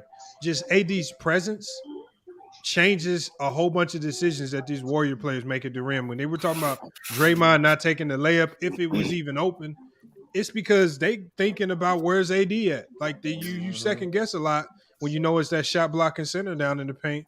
Yep. And it changes a lot. And not only that, regardless how we feel about Draymond, he's still a great defender. His defense gonna make Porzingis play better. He's still a defensive anchor. And if you don't believe what Lamont said, go back and watch how the Warriors was attacking the rim against the Kings. We don't even know if Draymond's gonna stay with the Warriors next year. That's the thing. Hey, Lamont, that is true. So what they need? They need Jokic. Hold on, y'all. Jokic needs help, man. Hey, I'm sick of Jamal Murray's bum ass. What? Jamal Murray ain't shit. Michael Porter Jr. ain't shit. MPJ. You can put blame on that boy, man. Jr. That's fine. But not Jamal Murray. They're trying to say Jamal Murray was the best player. Booker and KD the best player of the Nuggets. Yeah, I never believed that. They're trying to say that after one game. After game 1, yeah, I agree. The thing is, like those plays is trash, bro. It's just Devin Booker's on a different level right now, and KD's KD. Yeah. No, Booker's having a historic playoff run right now. If Jamal Murray shows up and has this 1-2 punch, he had 28 matches Jokic, it's a game. It's a wrap. Y'all better do something about Devin Booker. No, I'm not gonna lie. I don't want to talk about the Denver Nuggets. It's time for Lonnie to start coming. That's the most boring team in the league, man.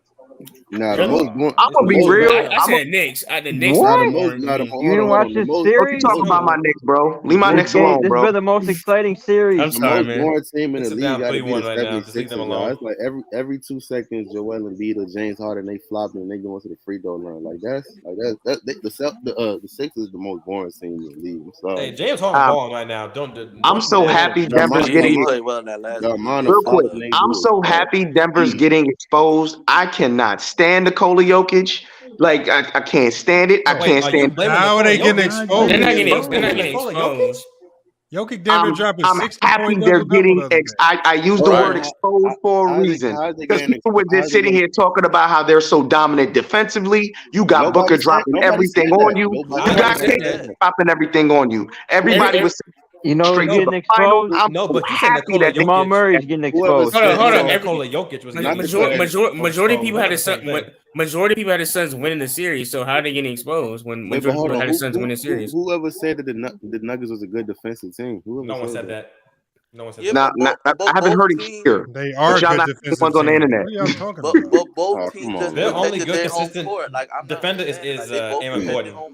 No, KCP, Bruce Brown. You don't need Jamal Murray's good individual defender. defenders to be a good defensive team. I mean, they're not. I'm not saying that they trash, but whoever said that they was a top 10, he said that they getting exposed for them not being a good one of the best defensive teams. No, people were saying that they're a great defensive team, and first things first, I'm gonna be real with you. I can't stand Jokic. I can't stand him.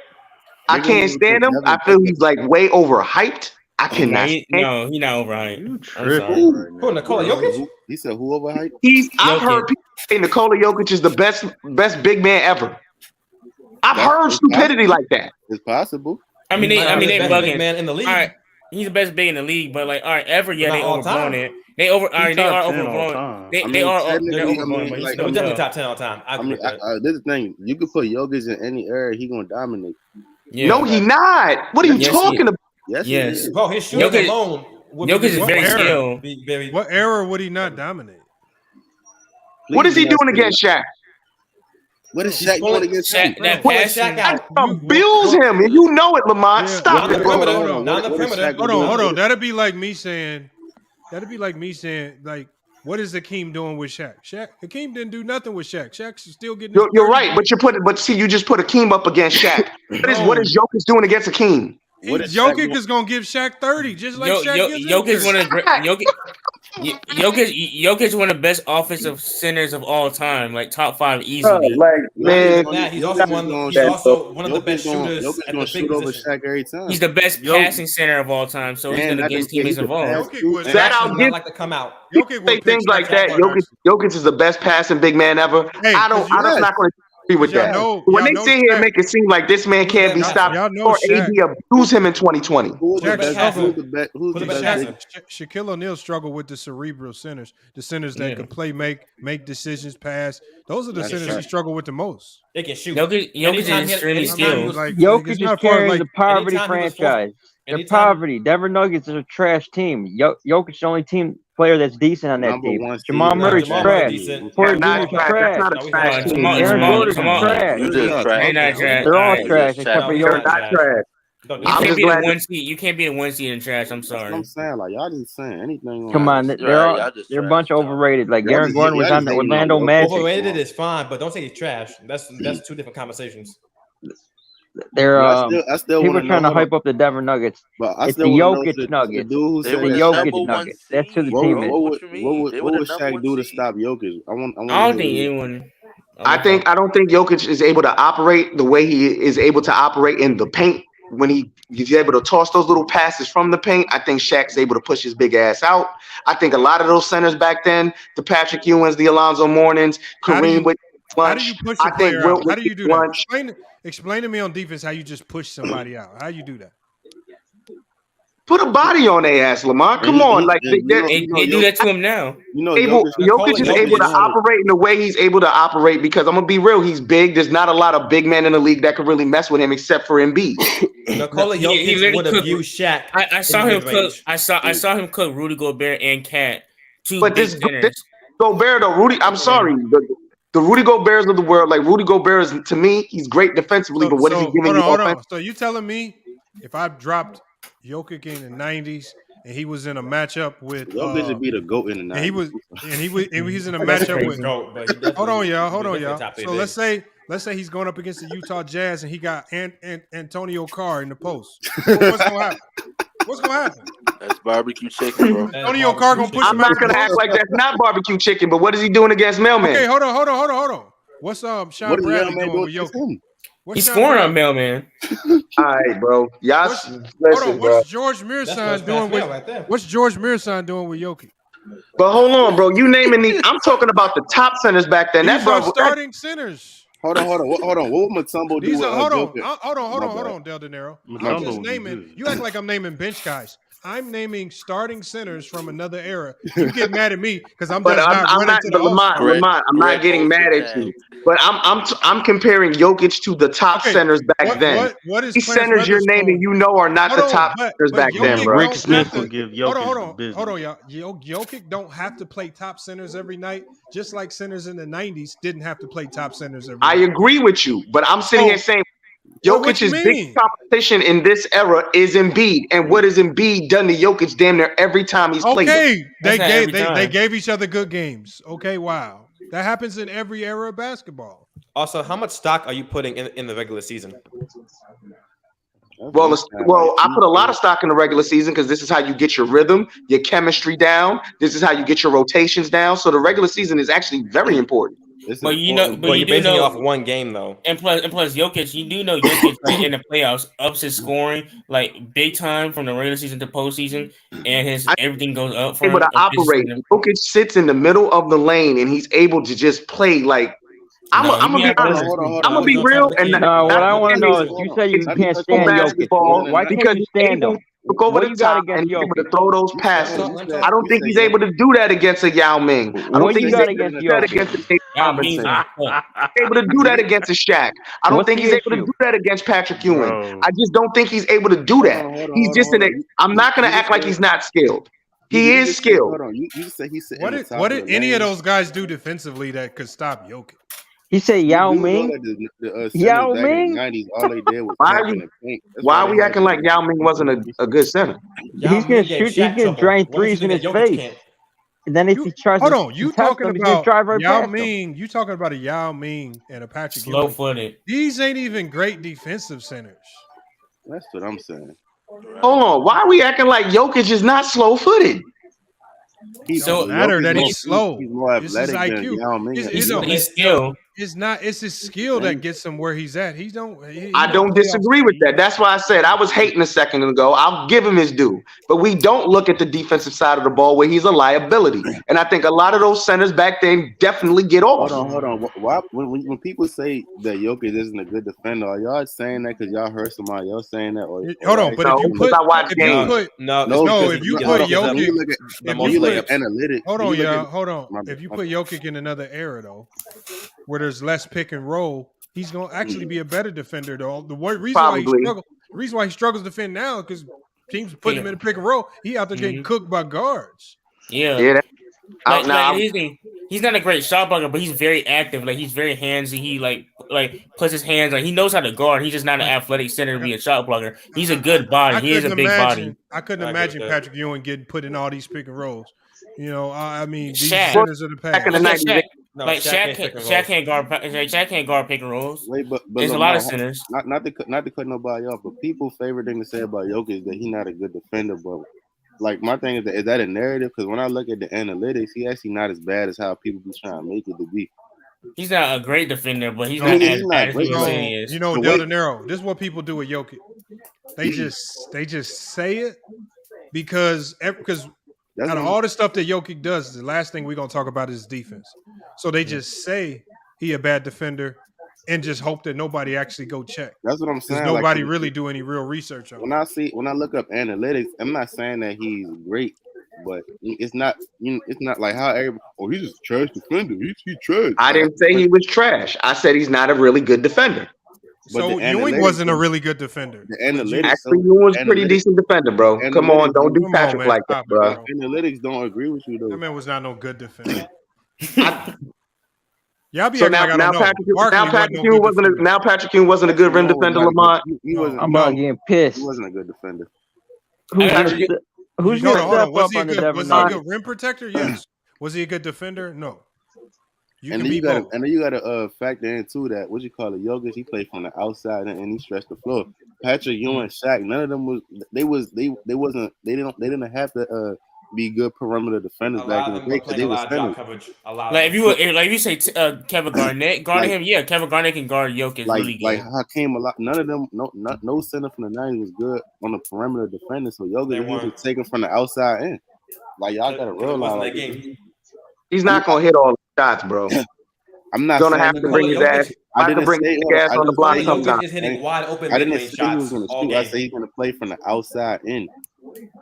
That's why I said he's not that shot's not going to fall all the time, and we got to think about it. Like you had a lot of athletic wings back then as well that could give him trouble.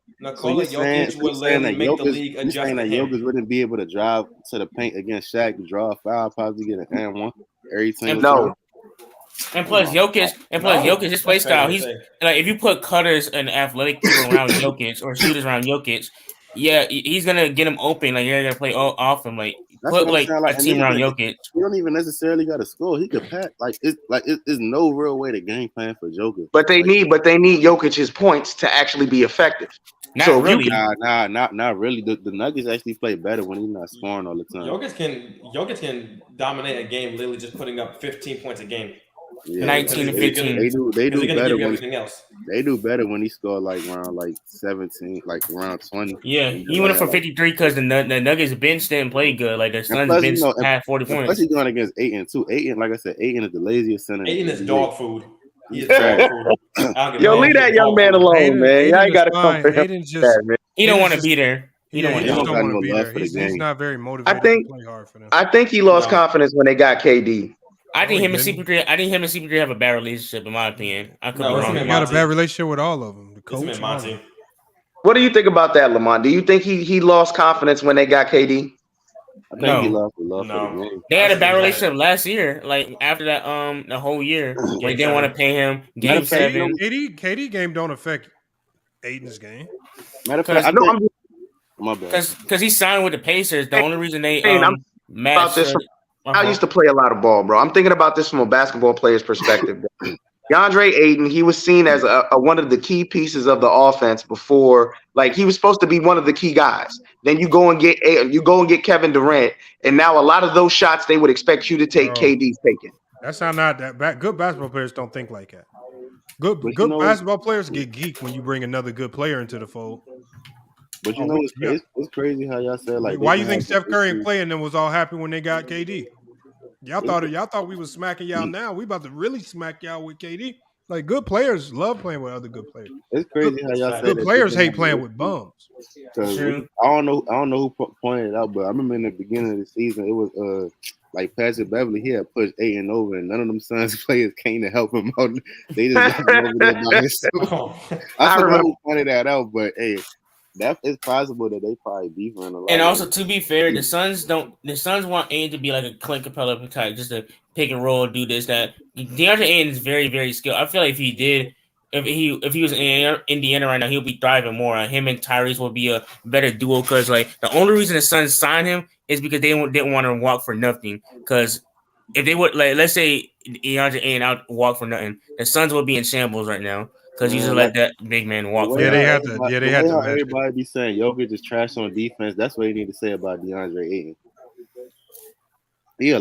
Hold on. Maybe Ayton is struggling because of Jokic's defense. Yeah, I think Jokic is different. It's not even just Jokic. Like I've seen several times this season where he's been a liability on defense. Hey, I mean that's true, but he's playing against. But he's playing against an all-time great player right now, so it's like they're gonna cook regardless. No, wait, hold up, Dev. I do want to push back on that a little bit because there was a time where he had a mismatch. Instead of trying to game it on his head, he tried to go for some fancy ass floater. He missed it. He let Nikola Jokic beat him down the floor, and he scores. So I do think his motor. And then extremely high and low. You mentioned that too, right? It was game 1, and I think like Jokic, he had got like 3 or 4 straight offensive rebounds when Ayton, he was just standing under the rim, and he was just standing there. Yeah. Jokic is good. Jokic is a good rebounder, really good rebounder. Like I said, when I was started, like I don't know, bro. It's just something about Nikola. I can't stand him, bro. Get on my. He was just like Ayton was standing. He wasn't. How the hell you don't like Jokic? Jokic don't talk shit. He just kind of puts his head down. Hey, Jokic he ain't a clown. I mean, there's a lot of players that just like Draymond Green or something, and you're gonna hate on Jokic. It's a lot of don't make any sense. Old heads that don't like Jokic style because they like that old. Whoa! Respect your elders, young man. Just because old heads love Jokic. A lot of y'all old heads don't like the new centers for this generation. So I'll agree. Some of these big motherfuckers need to put their ass on the block and do what you're too tall. Why are you shooting all don't work no more, bro? The easiest thing to guard in basketball is back to the basket big. Exactly. I feel with you, but Lamont, like I don't expect my center to like. I can understand having a good jump shot as a big man. And I understand the game has evolved. I'm not one of these nostalgia freaks who think that you have to have your big man back to the basket. But sometimes you need to get on the block and get to work. Jokic does that. Does Jokic not do that? Jokic gets to the block at no, this is just a general statement, and this wasn't about just Jokic. This is just a general statement. I don't need my center shooting 6 to 7 threes a game. No center's doing that. Does Rudy Gobert shoot 6 to 7 threes a game? That's Rudy Gobert. I'm just sitting here saying. I'm talking about today's era. Your center is shooting a lot more long range jump shots. I can understand having a good mid range game. I can understand having a good low post game. I just don't think that a center needs to constantly be on the perimeter pulling threes. That's just my opinion. The thing is, Embiid doesn't do that. Yeah, AD don't does that. Embiid don't do that either. Sit on the perimeter shooting a bunch. Cat does that. Why are we pretending like we don't have big men in the right now who shoot? Anthony Towns is the only one. Like, what other centers? Joel Embiid does that. No, he does not. Joel Embiid does shoot a lot of threes. Why are we on the senior line now? No, he's on the block a lot. He does a lot of face up middies and like post ups. That's what he does. He's not most centers do not like the way how y'all be. I mean, they could shoot, but they don't be posting. They don't be shooting that many threes. Like Sabonis don't shoot a lot. Bam doesn't shoot. Sabonis definitely don't shoot. The only centers that be shooting threes is the ones who can shoot them. That's it. Yeah. Cat. Like Cat. Al Horford, maybe. Al Horford.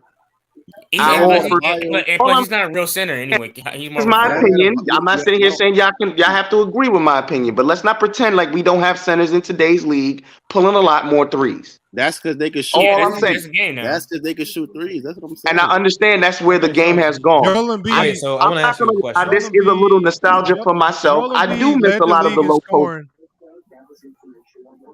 Hold on, y'all. Look, this is how you know people just be saying stuff. Joel Embiid led the league in scoring. He only took three three-pointers a game. And really, these guys are only taking those few threes because they're just trying to keep the floor spaced out. So guys ain't just camping in the lane, clogging up the lane and killing the driving lanes, man. Joel Embiid ain't out there chucking up threes. There's really no center out there just doing that. We got a ton of centers in the game. Lamont, my point is this. There's been times. There's no centers doing that. But Lamont, hear me out. There's been times you'll need a 2, and instead of going and digging it out of the post, they'll pull a long shot. That's my point. I missed the time when you could just throw it in the post and you can dig out that easy 2 points. Wait. That's all I'm saying. So last night you was mad at Joel Embiid for not trying to score over 2 players, kicking it out to James Harden for the game. No. I'm okay. You're twisting what I'm saying. Now let's get back to exactly what I'm saying. There are times when they will take untimely. Okay, we just saw the Lakers and Golden State play. Now y'all remember earlier I sat here and said they gave up wide open layups to kick the ball out to shoot threes. I think that's terrible. And what happened? A lot of those times they missed it. But hold on, when they had a wide open layup. You said they wasn't giving up wide open layups, man. But you said that a lot of centers they like. Can you please name me the center? Hold on. I bet you every center that you named that shoot threes, they could actually shoot. You're not going. I didn't sit here and say they couldn't. I just gave you my opinion on something that I missed in the league. You don't see Bam Adebayo taking a bunch of threes. I see Al Horford doing it though. That's because he can shoot. Oh my God. I didn't say again. I understand that these players can do it. I just gave you my opinion on something that I missed in the league. Instead of them going to get a 2-pointer, an easy 2-pointer, they'll pull the 3. You can only name a handful of centers that do that. I'm not disagreeing with that. I'm just telling you something I missed in the league. That's it. So, but why do you want to see back to the basketball when it don't work? It's not. I'm talking about. Hold up, real quick. I'm talking about instead of you. Now, one of the biggest, I think, ridiculous complaints LeBron James got was instead of him going to the lane and drawing the foul, he'll drive and kick. I think that's ridiculous. But there are some times where he'll just pull a step back 3. I don't like that. And he started to default to that a lot of the times.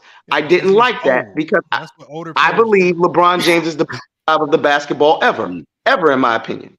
I believe if you are a center, eventually when Ja Morant turns 38, he's going to resort to that too, just like Vince Carter. But LeBron was doing this before he turned 38. But hold on, look, LeBron was doing that before he turned 38. My point is this: LeBron was one of the most dominating forces at the rim. I missed the times in the league where you're down by 2, and instead of you chucking up threes the way they do now, they'll sit here and they'll make better plays to get easier points, kind of like they did. Oh, hold on. So did you just not watch Jimmy Butler and them go for a 2 to tie, go into overtime against the Bucks, and then go win it in overtime? That's smart. I like that. Or the way the Lakers did that tonight. Instead of chucking up threes, what did they do? Lonnie Walker took easy mid-range shots. LeBron James drew fouls in the AD drew fouls in the paint. So basically, like you said, playing you're chess. Just telling me that it happens in the NBA right now. So that's what I'm trying to say. Like, so who do you see chucking up a bunch of threes when they down by Golden State? We just watched them do it we just saw them do it tonight. That's a good shooter. They were down 3. They were down 3, so a 2 wasn't going to do much. And it was a good shoot. Like, what I'm trying to say is like the people. So Lamont, they were down 3 the entire time, or were they down 2 at one point in the game during the last 10 minutes of the game? Last 5 minutes of the game. That's 10 minutes. No, but we're talking like in the clutch. Play, all that stuff. Even in the crunch, there's times that we're acting like right now, y'all are trying to play God. I just don't know what you want. Like with Golden State, it's hard to tell a team with a whole bunch of shooters and non-drivers to go drive and stop shooting. Like how does that work? Especially when against a team that we're overlooking the fact that they're the best team at protecting the rim. But Lamont, are we gonna really sit here and pretend you watched the game tonight? You watched the game tonight, right? Yeah, man. Did you see them give up wide open layups to kick the ball out? They were not wide open. They weren't wide open. I saw Gary Payton III. I saw Gary Payton III. And Moody hit a ton of layups wide open. I did too, but I saw Gary Payton III have a layup, kick it out. I saw Draymond Green grab an offensive rebound. Your rim protectors at the top of the key with Steph Curry. The game looks different from. I always tell people this. The game looks different from your bird's eye view. You get the bird's eye view from the top angle camera. You see everything. When you on the court and in the moment, it look a little different. And but Draymond had the offensive rebound over his shoulder. This is why players actually go back and watch film. Because when they watch film, they see the entire court and they be like, dang, okay, this was there, this was there, this was there. But when you on the court in the moment, it don't look or feel that way.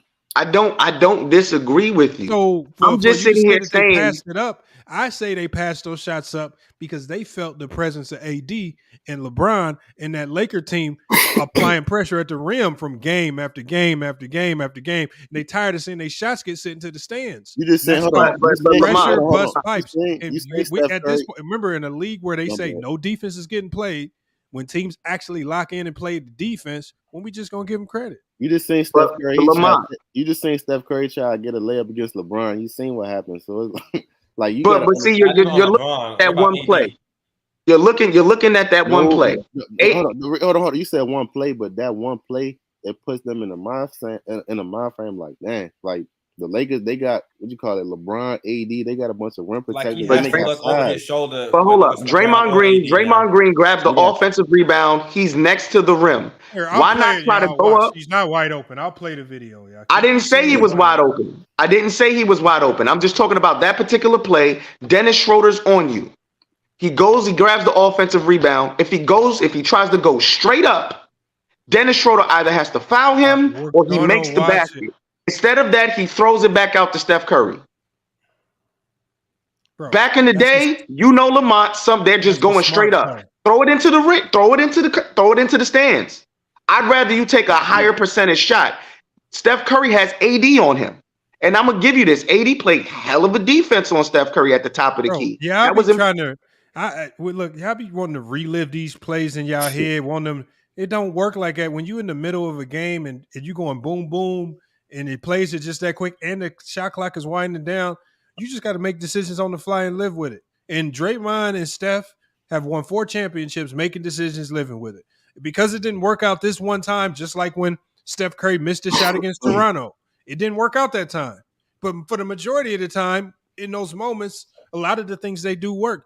the thing is, it's just time to give credit to the Lakers. They doing. I did give credit to the Lakers, and so, but this is not about the Warriors choking or messing up. The thing is, they have to play a certain style because they got very limited personnel, and it just ain't working. This ain't about Steph choking. This ain't about none of these. Really, the only player that's actually choking this series, if you want to give anybody that label, is Jordan Poole.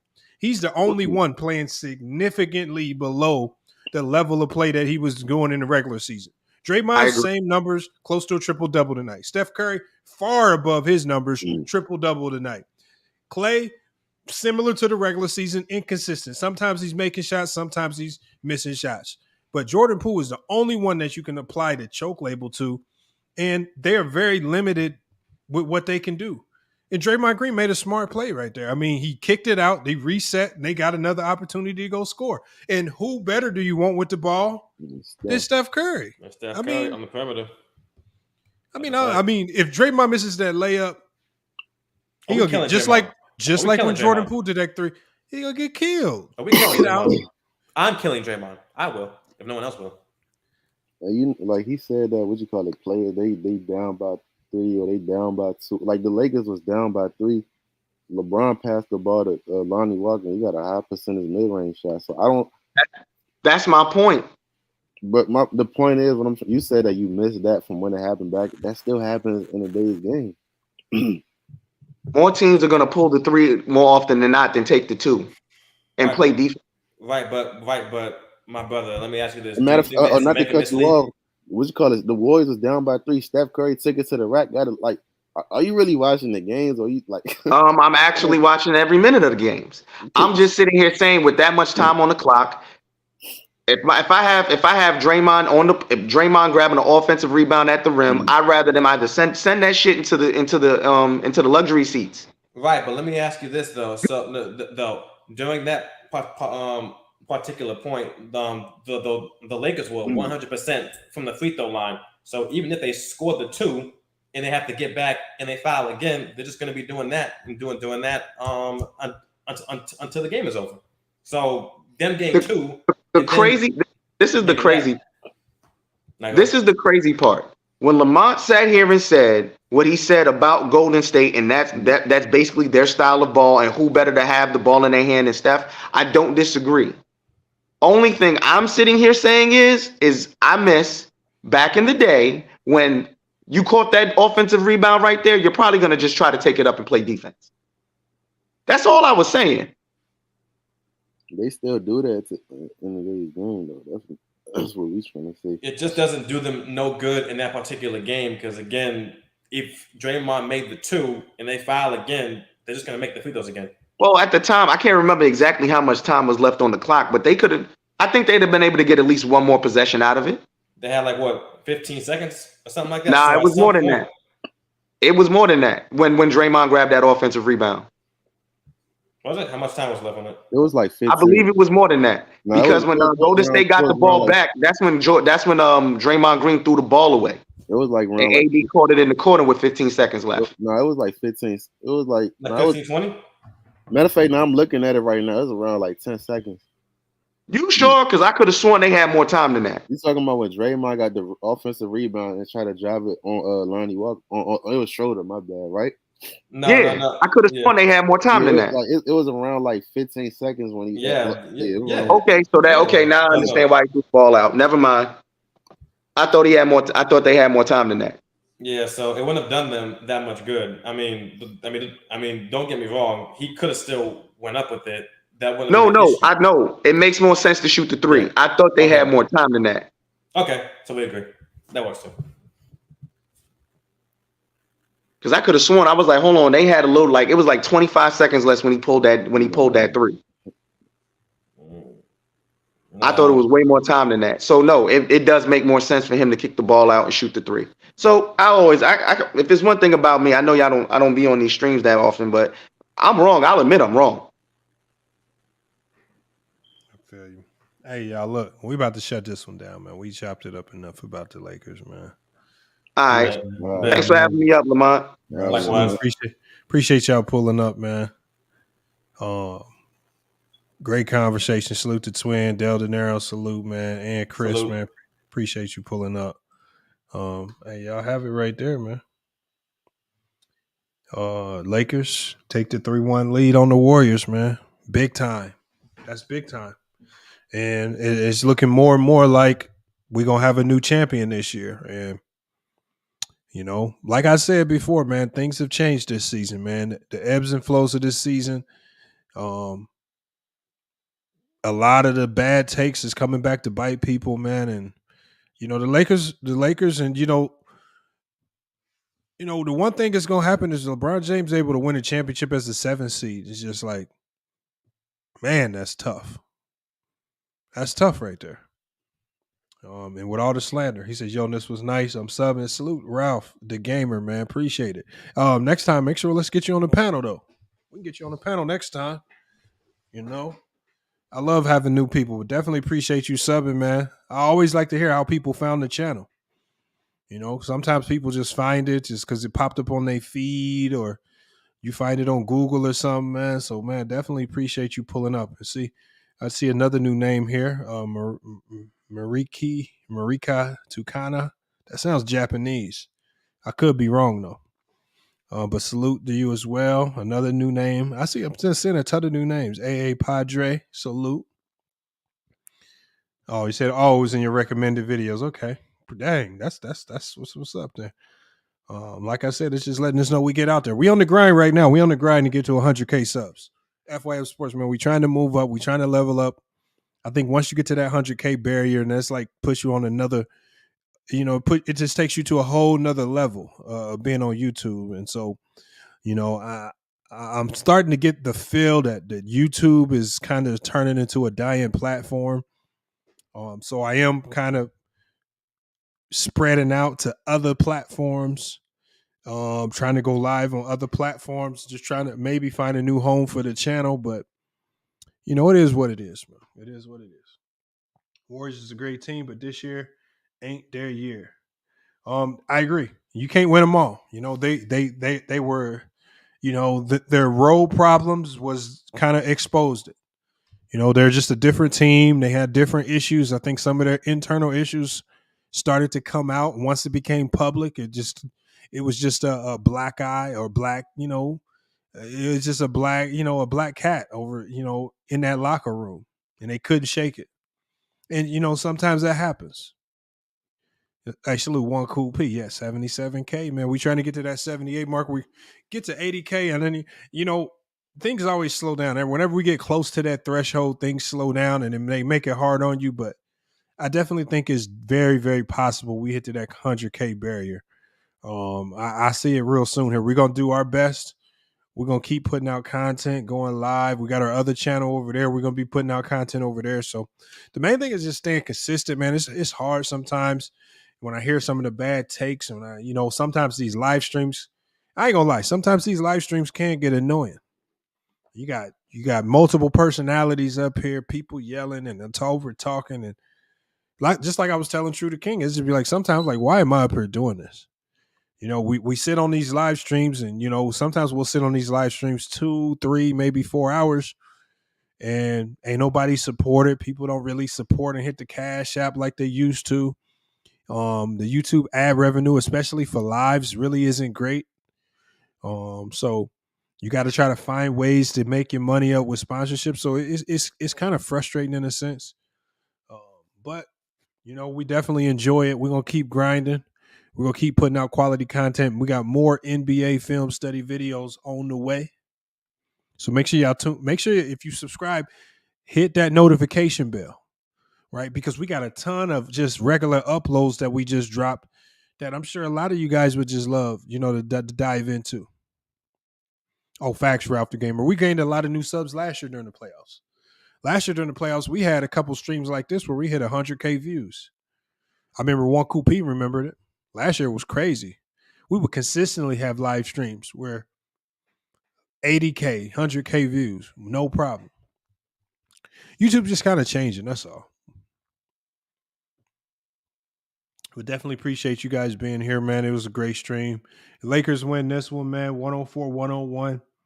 What's next for the Golden State Warriors? I'm probably going to be doing a live stream just kind of focusing in on the Warriors. it is what it is. But we got to talk about what the Warriors are going to look like if they have to move on from some of those players. Hold on, he says I hit the cash out, but if you got to move it, it is what it is. What you mean? Move the channel? I mean, we always gonna be on YouTube, and if you hit the cash app, make sure y'all let me know because sometimes I don't be getting no notifications. So sometimes I'll be missing y'all cash apps, and I don't see it till after the stream. I can check now to see what we got if we got anything today. All right, yeah, we got a little bit today. Let me give my shout outs with shout outs to do. Right, salute to King Bertha. Salute, man, coming through in the cash out, man. It's definitely appreciating big time. Like I said, yeah. Like a lot of people don't think like it's a lot, but it adds up. It definitely adds up. And when you're looking at show production costs and coming up with concept ideas and microphones, like quality microphone like this is not cheap. Lighting, I got to get some new lighting. Probably in a couple weeks or so. This whole background that I got here, I'm completely changing the whole studio setup too. I done got some inspiration from other YouTubers, so we're gonna be doing a complete revamp of the studio and everything. Man. We changing all this up. But again, salute to King Bertha coming through in the cash app, man. Definitely appreciate that. But y'all, it's FYF Sports, man. Playoffs. This is probably the best playoffs we've seen in a long time. I mean, we got to start appreciating it, y'all. We got to appreciate it. Every matchup that we've seen, from the 1 seeds to the 2 seeds, it's been competitive. We've seen competitive basketball, right? Nobody's just gracefully bowing out, just walking away. There's more parity in the league. Stars are starting to shine. And you got players like Jimmy Butler, where early in the season, people were talking about, is Jimmy Butler really that guy? Did they need more help? Should they move on from him? Now the playoffs hit. Now we see why the Miami Heat stayed pat. We got a ton of teams. The Denver Nuggets, Jokic. Every time they doubt Jokic, the man comes back with another game that's just historical, right? And we got the KD matchup with the Suns. They got a ton of offensive firepower over there. And we got the Lakers. We got this series right here. I think the most boring series, which is really not even that boring, it's right, the Miami Heat Knicks series. And then there's a storyline there as well where you're talking about you got an 8 seed. I'm talking about an 8 seed playing like they the 1. So it's just storylines all over the place, man. I don't see how people in this playoff, I don't see how content creators have anything negative to say. Like, I'm looking at one video title right here. It says Draymond Green sells game 4 and Lonnie Walker carries LeBron. It's just like, how you get that? And when you watch that game, how do you get that? Like we got so many good talking points to talk about, man. It's crazy. Exactly, Ralph the Gamer. It's just like I said, Ralph. I said before the playoffs started, I said this NBA playoffs is just going to be just like the NCAA tournament. I said we could dang near have a 7, 8, 6 seed win it all. And next thing you know happened. And I even told people, I said, I don't feel comfortable picking Miami over the Bucks, but I said I have a funny feeling that Miami's going to be super competitive. And I wouldn't be surprised if it went to 7 games. And little do you know, Giannis goes down with an injury, and the next thing you know, they in a dogfight fighting for their life. So it is what it is. And the good thing about LeBron James and the Lakers on their side is they're battling through teams that are fully healthy. So people can't push the narrative that they're beating injured teams like they did in 2020. So, man, make sure y'all come back with us tomorrow, man. We definitely gonna be back live tomorrow. We have our NBA scoreboard. If you're a musician, if you have music, anything like that, if you make beats, definitely reach out to us. If you go to our About section on the channel, you'll see how to contact us. But we can feature your beats, your songs, whatever, anything you got, we can feature it on our NBA scoreboard. We can feature it on the channel, man. Just reach out to us. Let us know. I got a lot of you guys reaching out to me on IG right now. So as soon as you guys send me those playlists, man, we'll run them during the NBA scoreboard. And we're going to be going live a lot more often after these games, man. I like this late stream where we go live after the game is over. We really kind of talk about while it's fresh, man. So salute to the real guys at Uncle, man. Appreciate you pulling up. Gix, another new name. I'm saying, like I said, a ton of new names as we end the stream, man. Hey, but y'all, it's FYL Sports, man. Definitely appreciate you guys being here. It's been another great podcast episode. We will be back with more sports and news. Until then, it's FYL Sports. Here we out, y'all.